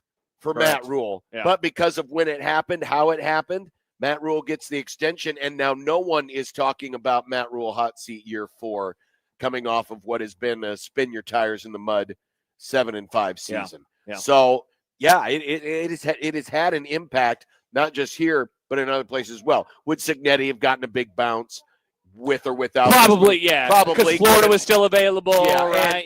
And given how very successful Indiana has been, maybe it doesn't happen when it does. Maybe it happens, this month, but it still would have happened to some degree. But the fact is still the fact. He got a big contract bounce, and a lot of that was to keep the Wolves at bay and keep people from saying, hey, Coach Cignetti might be leaving for Happy Valley. So exactly. Yeah. It's going to be fascinating. Yeah, it is. Plus, he's another Big 12 to Big 10 guy, and so we know how the conferences are viewed. Can his style win in this league? It's going to be, if he ends up being the guy, going to be quite the fascinating move. Jack Mitchell's going to join us at the bottom of the hour for the Super Enemies Roundtable. We will also have predictions coming up in just a moment, but I wanted to pose this question. Okay. Because going into this conference championship weekend, with the format of the playoff the way it is, we have what many believe to be the most inconsequential 1-versus-2 game in college football history. It has some consequences, but it certainly does not have the same gravitas as a typical 1-versus-2 matchup, where the winner definitely is in a prime position to win a national title, and the loser is all but done. We have an SEC title game this weekend where it's probable, I won't say it's definite, but it is probable that both teams are getting in regardless of who wins or who loses. Yeah. We have a Big 12 championship where really only one of the teams is playing for its playoff life, and that's BYU, because it's believed that Texas Tech is in a high enough position now and they've been so dominant, where they're going to be in as an at-large even if they lose. Yeah. We have an ACC championship game where if one team wins, it could open the door to its second G5 team getting in. Correct. I don't know if enough people across the country understand the stakes. Because there's a lot of casuals out there. When they think top 5 conference champs just means the power ones and then a G5. They'll see either Tulane or North Texas on the bracket. Yeah. But the chance that they could see a Tulane or a North Texas and a James Madison, I think there's going to be a lot of people come Sunday that will be like, what? How did that happen? I don't understand. So I think that'll be rather interesting. You're right, yeah. You have a game tonight that is a play-in game. Tulane and North Texas. And then, like I said, you have hope for Big Jim Madison. So that's what you have at stake this weekend. Okay. Or think about it this way. What if we were in last year's format where the top 4 conference champions got buys versus just a straight 1 through 12? So Ohio State seeding. and Indiana are So playing for a bye. They're playing for a bye. So there's more stakes to that game. Alabama, Georgia theoretically could also be for a bye. I don't know if Alabama would necessarily will jump into the top 4, but it's no, they wouldn't because they would be a conference they'd be champion. a conference champion. So Yeah. they would be playing for a first-round bye. Yeah. BYU, Texas would be playing for a first-round bye. Oh, and get this. Tulane and North Texas would be playing for a first-round assuming bye. if Duke wins over Virginia. Correct. Because right now Virginia is ahead of both of those teams. But theoretically. So Yeah. that's how the dynamic of this weekend would look in last year's format. Or imagine if we were still fine with 4. Imagine if we went into this weekend and we were still fine with 4. It's possible that the loser of the Big Ten championship would be out. There would be so much politicking because it's 1 and 2, and they have been so dominant all year long. Right. Especially But at least if the Indiana risk was the would be there. loser. By the way, At least the risk would be there. Bama, Georgia would be a play-in game. which is wild. Even though Alabama is Maybe. as far behind as they are right now. Big 12, Texas Tech would have to win. Correct. And the ACC championship game would be absolutely meaningless. Would be, and so would all the other G5s. And Also, we wouldn't be having the Notre Dame Miami argument. Nope. And Oregon. And there'd be an outside. Imagine if this were fine with 4. Indiana loses. There's no way Oregon's getting in over Indiana. Indiana beat Oregon. So if anything, Indiana might have that buffer of bumping into Oregon, bumping into the Ducks and saying, well, they got to stay ahead. Maybe Ole Miss, maybe Texas A&M would have an outside chance. Now, here's another question for you, Josh. If we were still fine with 4, do you think, and I'm going to bring up the current rankings right now, if we were fine with 4, would the rankings look like they look right now? No, absolutely not. I was going to make the same point because Alabama, there's no way they would be 9. They wouldn't do that because that would be so many teams that they would have to jump if they would win the conference. So and that's the fallacy of the rankings is it's not really a top 25. It is their version of a top 25 that helps them set their own parameters. Correct. They've already said, we got a tweet earlier from Ray. He says, in regards to the college football playoff, why is everyone stating that Bama shouldn't be penalized if they lose? However, I haven't heard anyone say that about BYU. I feel Bama is better, but shouldn't there be the same rules for both teams? I would say this, Ray, unlike last year, the committee has said the opposite, in fact, about these teams being locked in. Remember, we went into the conference championship weekend last year, and we knew the losers were going to be in. They said that. We are not going to alter anything. Nope. And so when Clemson beat SMU, it was like, well, Clemson just stole a bid from somebody. Correct. They're not doing that this year. And that, of course, leads to a lot of the frustration with the committee is that year to year and week to week, they are very, very, very inconsistent. I would say this, because you and I have had some fun discussions this week about 1 versus 2, inconsequential. I think the lesson in all of this is how worthless conference championship games are, especially in the expanded one. Like Nicole Auerbach caught a lot of grief for what she said about the ACC and how they should, fix it so then we could have Miami. Change the rules. The issue, because that is silly to do in the moment. The problem is the original parameters are stupid, and those are what needs changing because when you have 16 teams, 15 teams, 18 teams, you are not going to have the overlap in games because it comes down to schedule of strength, and you have a participant that has played nobody. Virginia has an extra conference loss, but it came out of conference, and so it doesn't count. They have a non-conference game against one of their own division, one of their own conference mates. They lost that game, but because it is a non-conference, it doesn't apply. And that's the ridiculousness of all of this weekend. I love college football. I love the regular season. It's nuts how not little interest, but how my interest does drop for this week. Part of it is, me, man, I'm a home field advantage guy. I like campus games. I like on campus. That's why I can't wait for the first round of the playoff even more than the quarters, because I'm going to get to watch some first round games at a home site. I think, and I'm pretty bullish on this, and I know they make a lot of money, but at some point, the first round, I think they're going to expand this thing to 16, and this weekend would be the opening round weekend, and we would move past a lot of this, and they're just going to kind of figure out what a conference champion is anymore. But, man, to go into a game where it's 1 versus 2, and there is a stake, but it's a tiny steak. It's a very flank small. steak. You know, It's you're very using it small. for tacos, and I love tacos, but I want a 1 versus 2 game. That has impact. I want that to be a bone-in ribeye, man. I don't want it to be a taco. And so that's what this weekend is. The SEC championship game, it should mean more than it does right now, but it doesn't anymore. And you can't put the genie back in the bottle. No. And so The damage has been done. Can't wait for the games on the field. I think the football should be tremendous, especially in the SEC and the Big Ten championship games. Stakes-wise, it's not what it was 2 years ago, let alone 12 or 15. If you're wanting to keep these conference championship games viable, I really think you need to go to an 8-team format. I think you need to go to 8 teams and take 5 conference champions like we have now and only 3 at large. But I don't think there's no way they'd contract, right? I know, because once you've gone big, and that's maybe the fallacy in jumping from 4 to 12. I know in the moment that, I thought 12 was okay, but the more I think about it, I think 8. You don't like 12 anymore? I think 8 would be a better number because I'm thinking about it in a couple of different ways. If you're trying to keep this weekend important, it would be important. Now, while Ohio State, Indiana would still probably leave both teams in, at least – if you win that game, you absolutely know you're in. And you're only dealing with 3 wild cards. Right now, you've got essentially 8 wild cards.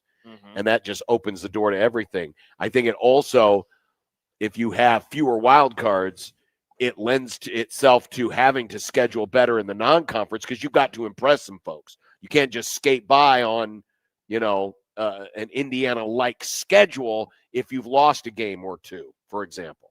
But it would put more importance on this weekend, where actually winning a conference championship would still mean something. But unfortunately, like you said, you can't put the genie back in the bottle. I think enough damage has been done to these games this weekend with the combination of the playoff format and the unwieldy nature of these oversized, bloated conferences and their stupid tiebreakers.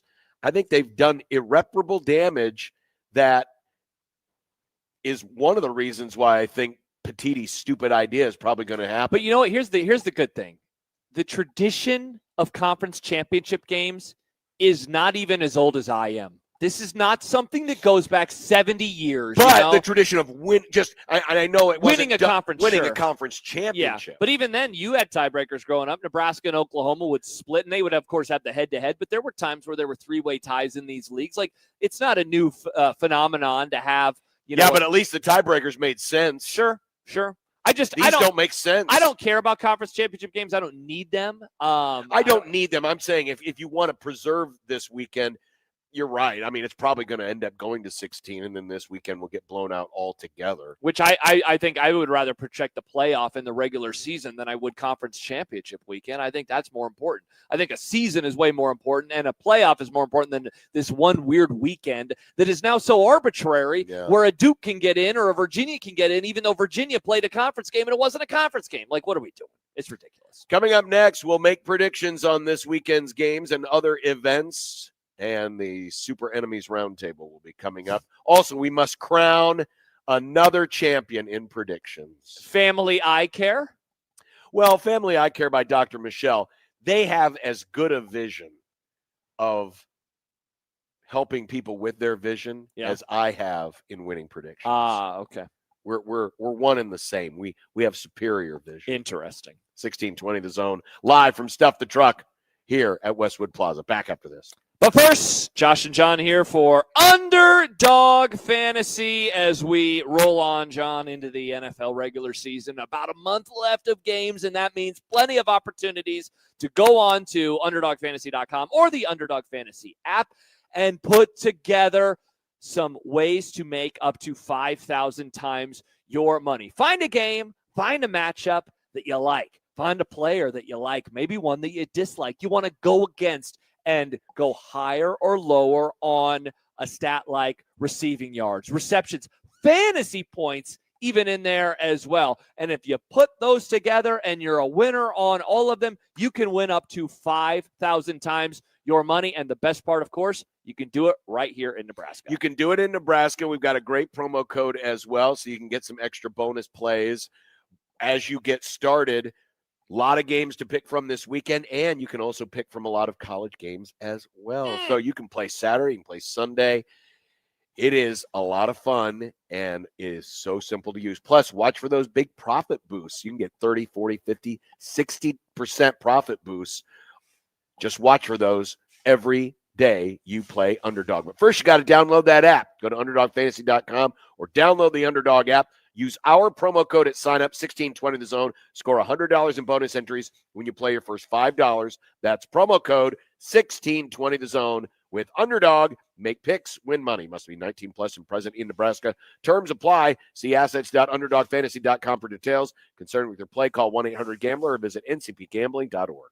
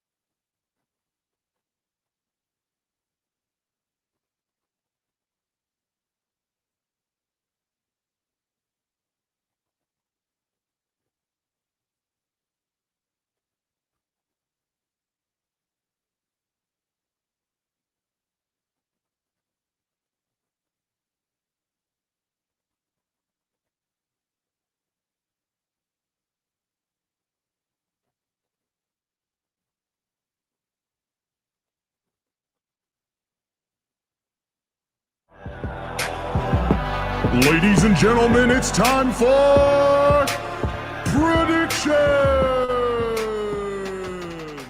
Over, bet the over. Vikings in the over, bet the over. The champ is here. Another round is in the books. Getting tired of winning all the time. I think you're cheating. Did I end up catching Josh? I'm smart. No, you can't. You know, Nick had a good finish.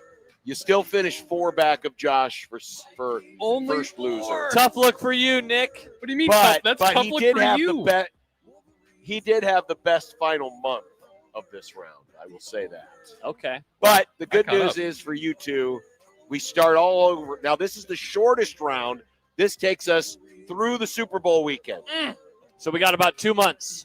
About 2 months. We'll start, though, with volleyball. Ooh.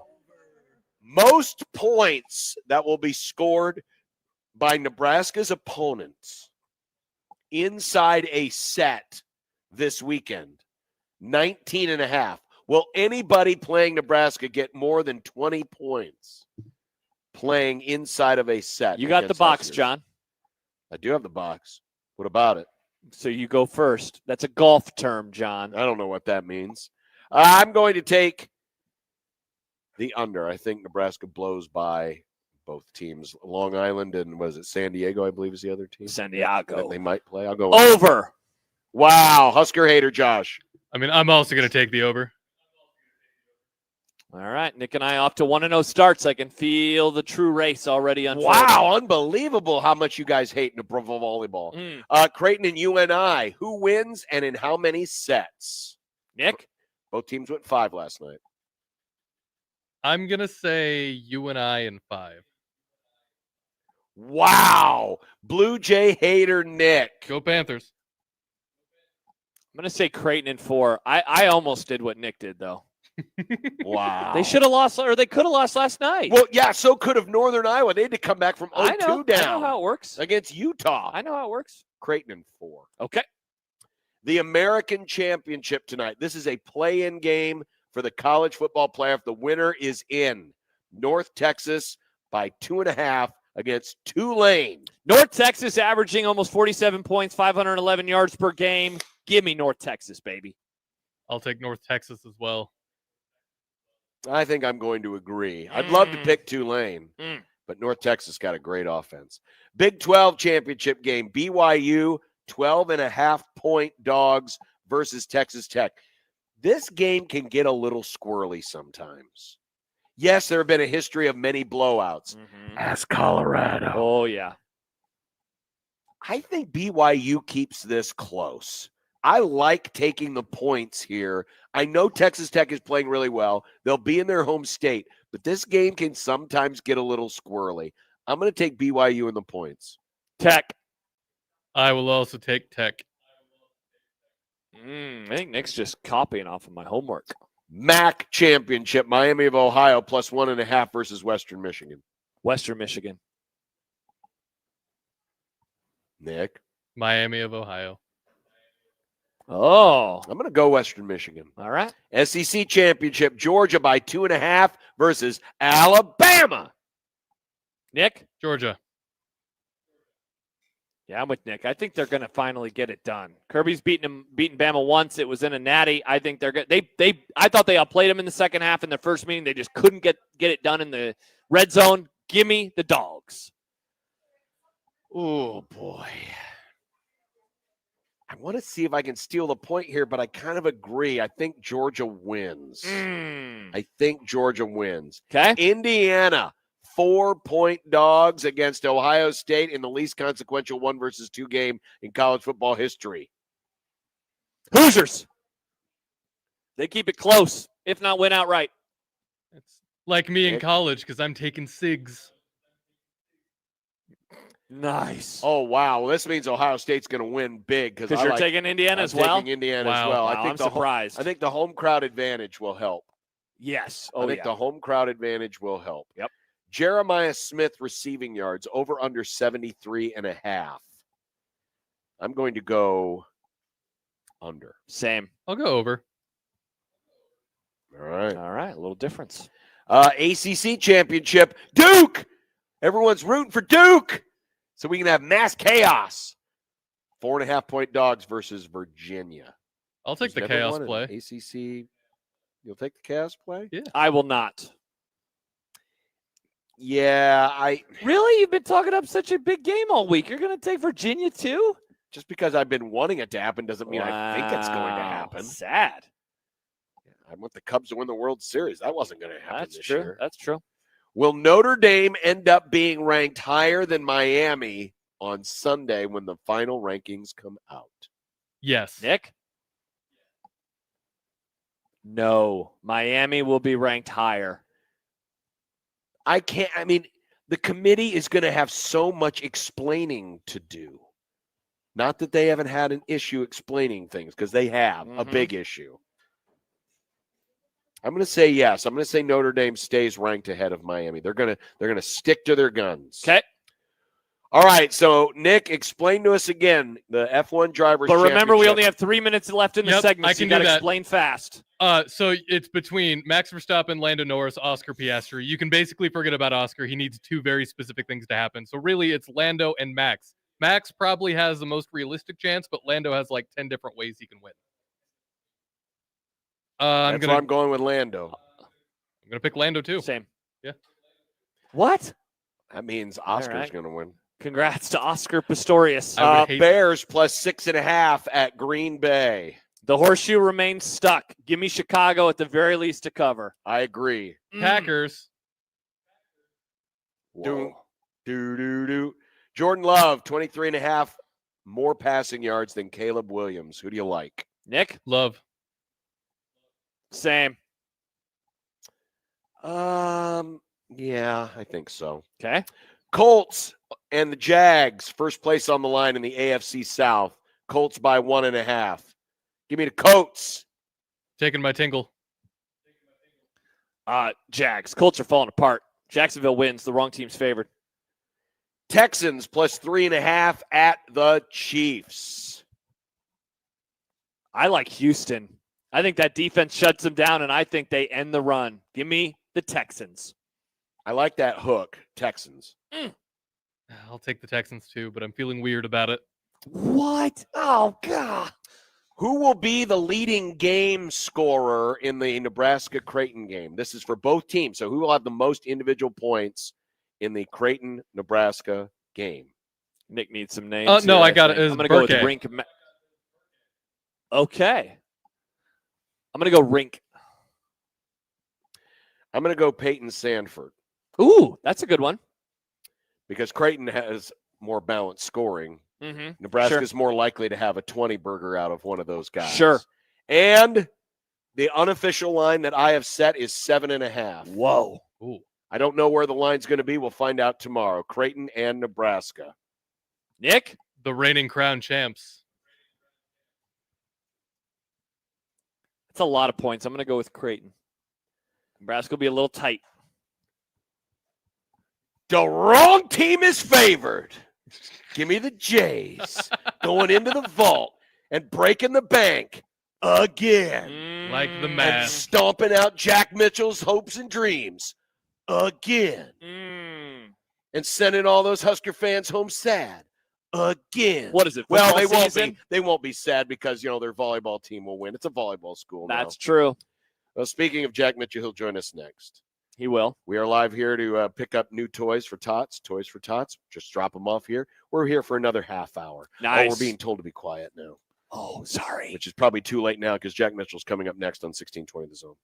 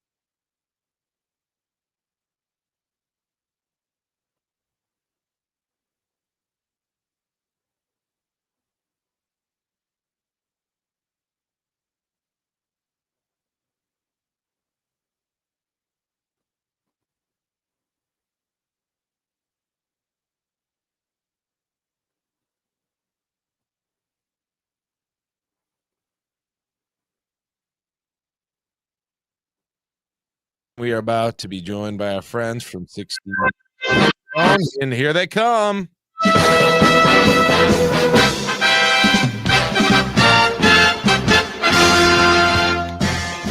No longer super friends. We're super enemies this week. We are. That's well, right. you are. This is like when Superman kicked the crap out of Batman. Hey, look, another donated toy. Thank you. Awesome. What's this? Oh my It's gosh. a soccer player. Nice. John. Thank you.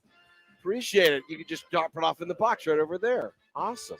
Getting some nice donations of toys for Tots. We have a lot of great fans here.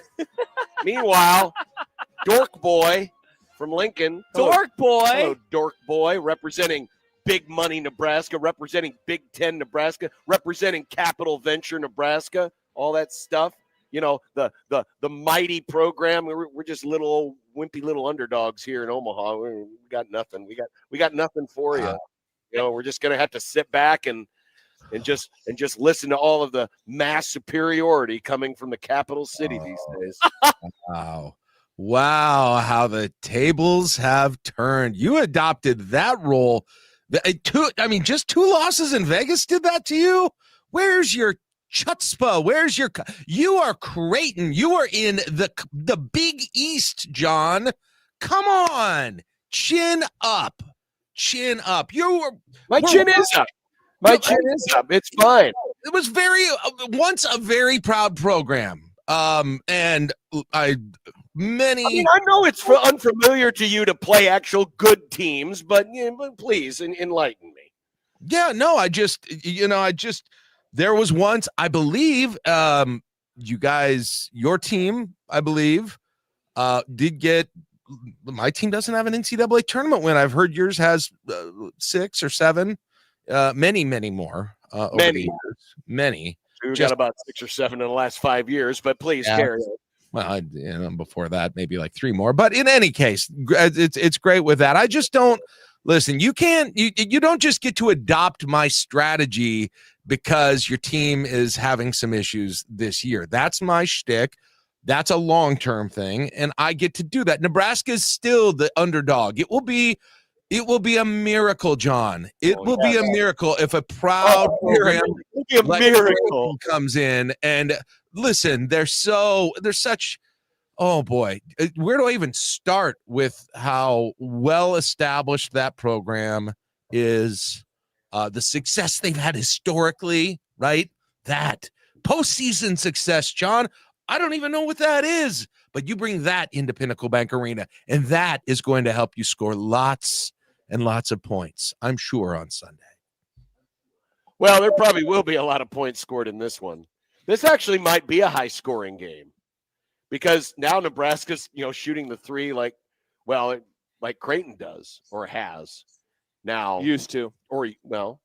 They made 17 out of 34. That's a pretty good percentage. I know you're not a basketball guy. I'm a that's math a lot guy, of threes. John. I'm a math guy. In all seriousness, I'm trying to remember. We haven't had too many close, high-scoring Nebraska Creighton games that I can remember off the top of my head. Usually, if one team scored a lot, it was because they were blowing the other one out. But I'm talking about both teams ended up in the 80s. This could be that game this year. What score did that Nate Johnson layup in the NIT give Nebraska in that game? I think that one was pretty high scoring, if I recall. Yeah, that's going back 20 years almost. Yeah, I know. Well, there just haven't been that many close games, to be honest. There have. That's true. I mean, and even the 2 Nebraska wins were not. I think they were single-digit wins. I don't remember. I don't think much about those games, but they were, I think, single-digit. But there's not been when was the last 1-possession game between these 2? Or am I forgetting something obvious? I'm gonna look. Yeah, back because some here. of the games in recent years, like the team, that won. Like I remember in 2017, that game was close for a long time, and then Creighton pulled away and they won by 10 at the very end. You mentioned the Nate Johnson layup, right? Yep. Yeah, that was the last. Is that the last 1-possession game? That was 71-70. Wow. Okay. The next year, that was the year where Creighton had a bunch of guys that were sick, and it was a real low-scoring game. It was 50-48. So, I know the Dog and Duro year. That was one possession. 54-52. 54-52 Nebraska. I think that is the last. Yes, that is the last one possession game. Wow. So 54-52. The next closest would be There's like some 7-point games like in there. 2010 was 59-54 Nebraska. And that looks like the closest that we have had. I mean, there was the year, the year the Baby Jays went to Pinnacle Bank and won by 8. But yeah, you're right. I mean, usually this game ends up in double digits or, 20, 25 points. So it would be kind of refreshing if there would be a game that actually went down to the wire versus what we've had. But, in terms of a high scoring game where both teams ended up in the 80s, ooh, boy. I got to go back a ways. Well, Nebraska hasn't played a style of basketball like that really at all. They have this year, obviously. Yeah, you pretty much got to go back to Danny Nee because Collier and Sadler were just the opposite style. So yeah, there was the 92 game when Nebraska won 100-83. That's the last time the team scored in the 80s. That's funny. You guys suck that year. Hey, Jack, let me ask you this. I'm curious as to what you're expecting atmosphere-wise on Sunday compared to, let's say, the last I'm sure it'll be country club-like. People, the wine and cheese crowd. It'll be You've already talked. Let me ask a question for once. We're just here to enjoy the Good time. Lord. And to be seen and be seen. So, have you been to a Nebraska game? Wow. Obviously, that game didn't go Nebraska's way. The 2018 game did. Are you expecting an atmosphere on that level? Because would you agree that the 2018 game, and it helps that it went in Nebraska's favor, right? That is kind of peak Nebraska Creighton home atmosphere for the Huskers in the last decade? And can it reach that level in your opinion, given that this Creighton team on paper does seem like a lesser version, whereas at that time they were still, in the midst of a really nice run? So that game had a couple of things going for it. Obviously, Nebraska had a major losing streak against Creighton, and so there was just the frustration that was baked into it. That's number one. Number two, Nebraska, to that point that season, had looked very, very good. So there was a lot of confidence, and there was a lot of excitement about what could happen. There was a lot of hype about that team coming in. And then Creighton was, I believe, coming off of allegations of, I don't want to get anybody in trouble here, but right, there was all that stuff that was floating around too, and I think that added to the atmosphere, right? If I recall, in 2018. Yep. So I don't know, listen, this is the one thing I can say about it'll I don't know if it'll quite get that, but I'm not worried about it being dead or anything near that. We talk so much about rivalry in Nebraska football, and then we argue about what it should look like. Is it a rivalry? What kind of a rivalry is Nebraska, Oklahoma? All of these things. We never have to have that argument. Even when one of these teams now, when Creighton gets on a roll, several in a row, or when Nebraska's dominated this series more recently, we've never had to sit down and be like, but is it really a rivalry? It's not. This is the quintessential Nebraska sports rivalry. Unless somebody can tell, unless there's something else, maybe in volleyball or something like that. But this is more closely resembles what the biggest rivalries are in college sport than in any football situation that Nebraska's had for years, in my opinion. Because it's 100%. Completely local. Everyone is intermingled, right? Co-workers, friends, or they used to be. Yeah.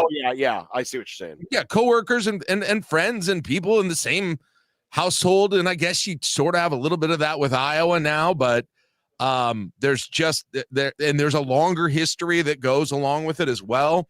It's just there is true disdain. I mean, John, you know it. I've got all these people who tell me how much they don't like you. You probably have all these people who tell me, they don't like me. Oh, trust me. I get a lot of it. I hear from the greatest fans all the time how much they love me. Oh, but I don't care. And I hear from fine. That's what a rivalry is supposed to be, right? And I think it's gotten that way probably more so in recent years. Though I'll still go back to my very first memory of college basketball. It was seeing Joe Cipriano being escorted out of the Civic Auditorium because he got teed up, and the Creighton fans were losing their minds. And this was a game, this is back when it was on local television. And so it was pretty heated back then. Now that was, I think, the first or the second game back after many years off. So even in times where it didn't feel like there was as much vitriol, and a lot of that was when, Nebraska was really dominating the series in the 80s and 90s. It probably lost a little bit, but, with Dana Altman and Creighton getting better and Creighton bringing its own edge to it, I think that helped elevate it. And now you're getting the other side of it of, Nebraska fans who, are tired of losing to, the team in Omaha. And so now you're getting more of the back and forth, which, is really what a rivalry is about. So I agree 100%. This is as close as we get to an Iron Bowl like atmosphere. And, it may not be football, and it may not consume us, for weeks on end, but in a concentrated way for those 2 hours. Absolutely. I've said this before. When we're in Pinnacle Bank, that's probably the most intense atmosphere we see all year. And we see some good ones. I mean, Providence is really good. Xavier, when they're on fire, UConn is really good. But the atmosphere in Lincoln is probably more intense than what we see. And, we still only see it every other year. But I don't know if I would say it's the same as 2018 for the reasons that Jack mentioned, but it will not feel friendly in there. And it shouldn't, just like it shouldn't in Omaha. Yeah. Oh, yeah. It'll no doubt it will be. I'm not worried about being disappointed by the atmosphere in that game. It's a sellout. Tickets are gonna be hard to get. All of those things. But it's just that I think about that so much, and we talk about some of the football rivalries. I'm like, man, it's the thing we want these rivalries to be is Nebraska Creighton is what we want them to be when we talk about football rivalries, which is kind of interesting. And I get and while it's interesting what you said about Cipriano, because. And I've had this conversation with both of you guys lots of the times. I think the rivalry, as I know it, started in the mid-aughts, whether it was around that Nate Johnson NIT game or a year or two after that in Creighton when the students kept paging Nebraska potential replacements for Barry Collier. We're paging Mark Turgeon. Like something festered at that moment. I don't know what I still always wonder. I'm still fascinated with where the moment that it took the next level was, but it's in that time period, 2004 to 2006, 7. Actually, I had a conversation with someone.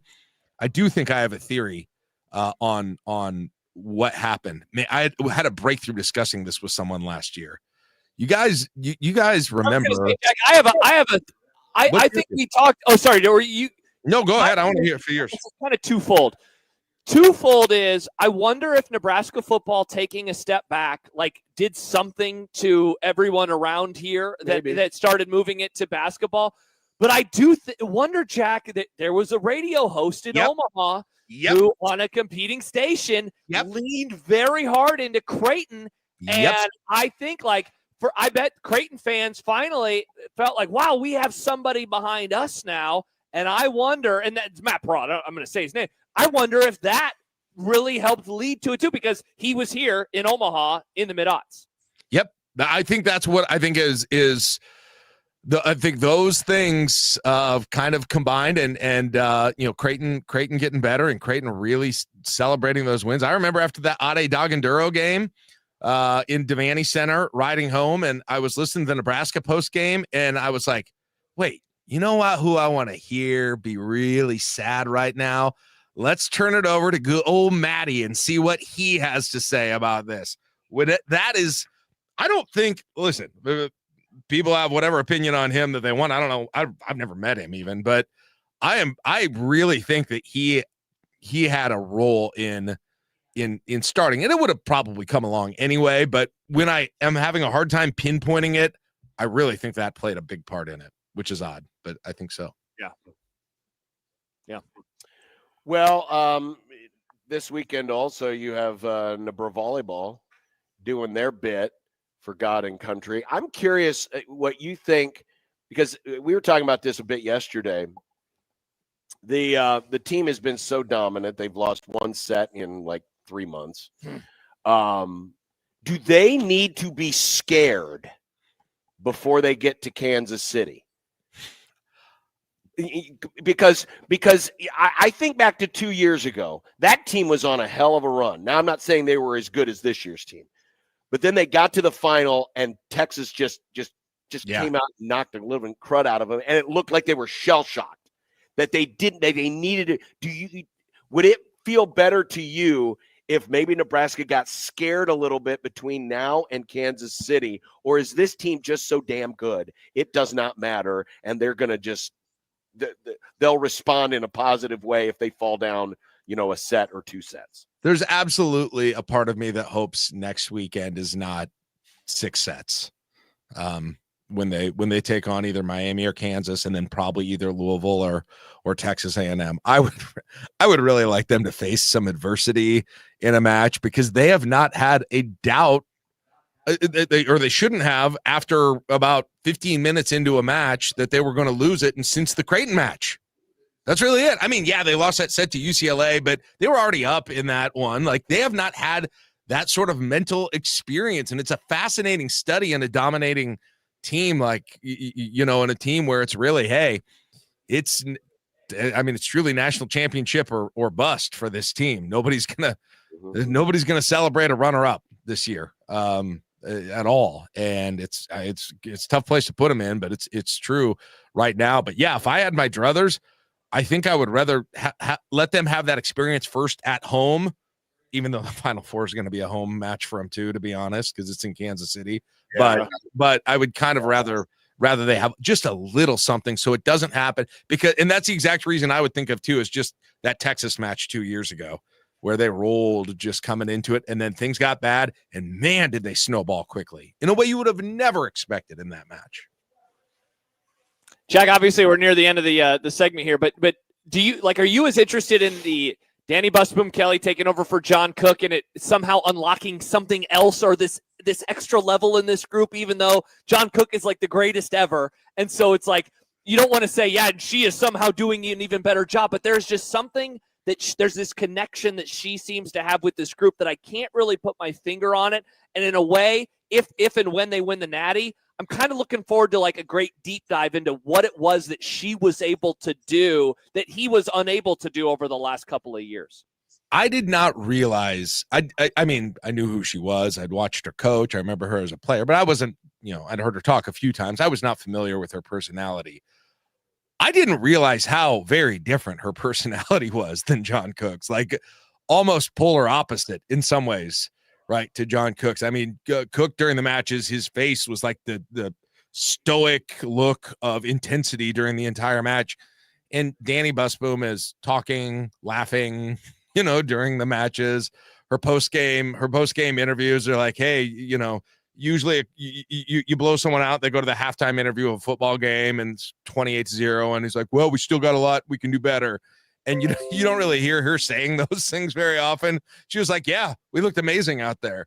Those sorts of things. It's just, and I think, honestly, I think there's a different level of connection. It worked for John Cook, obviously. It's not a critique of him. I think there's just like a different level of youth and connection that probably has helped her connect to this team in a way. And there's probably some things maybe that are different that Cook did better. But I think there's just something about sort of having an understanding of the generation probably a little bit more than someone who's a boomer, frankly. Yeah, honestly, like when she was wearing the coat or the jacket, was that last week or 2 weeks ago? It's like that. Okay, this is a different Nebraska volleyball program now, right?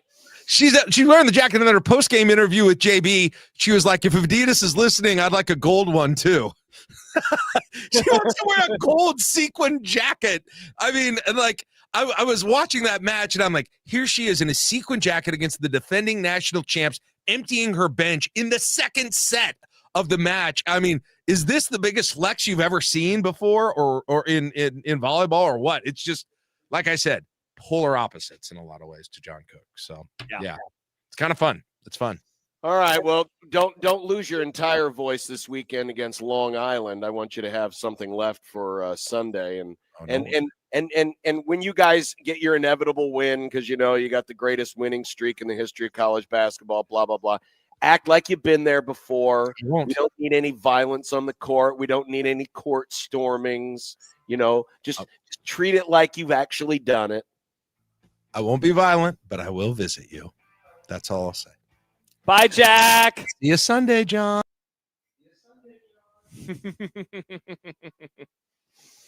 I'm not afraid. You seem a little afraid. You brought up the atmosphere and how you keep saying it's going to be unruly, but it's going to be quiet. Does John have little pee pants? No. He's got the big game feelings in his tum-tum. Oh. Embrace it. I really don't. You really don't. It's not here yet. It's not Okay. till Sunday. All right. But we will be on the air at 2 o'clock on Sunday afternoon. 4 o'clock is tip-off. Thanks to everyone. We stuffed another box. Look at that. We did it Look again. at that. Thanks to everyone who stopped by here. Don't forget, here tomorrow as well, 11 to 4. Yep. If you want to come and help our Toys for Tots campaign, new unwrapped toys. Have a great weekend, everybody. Go Jays. Bye.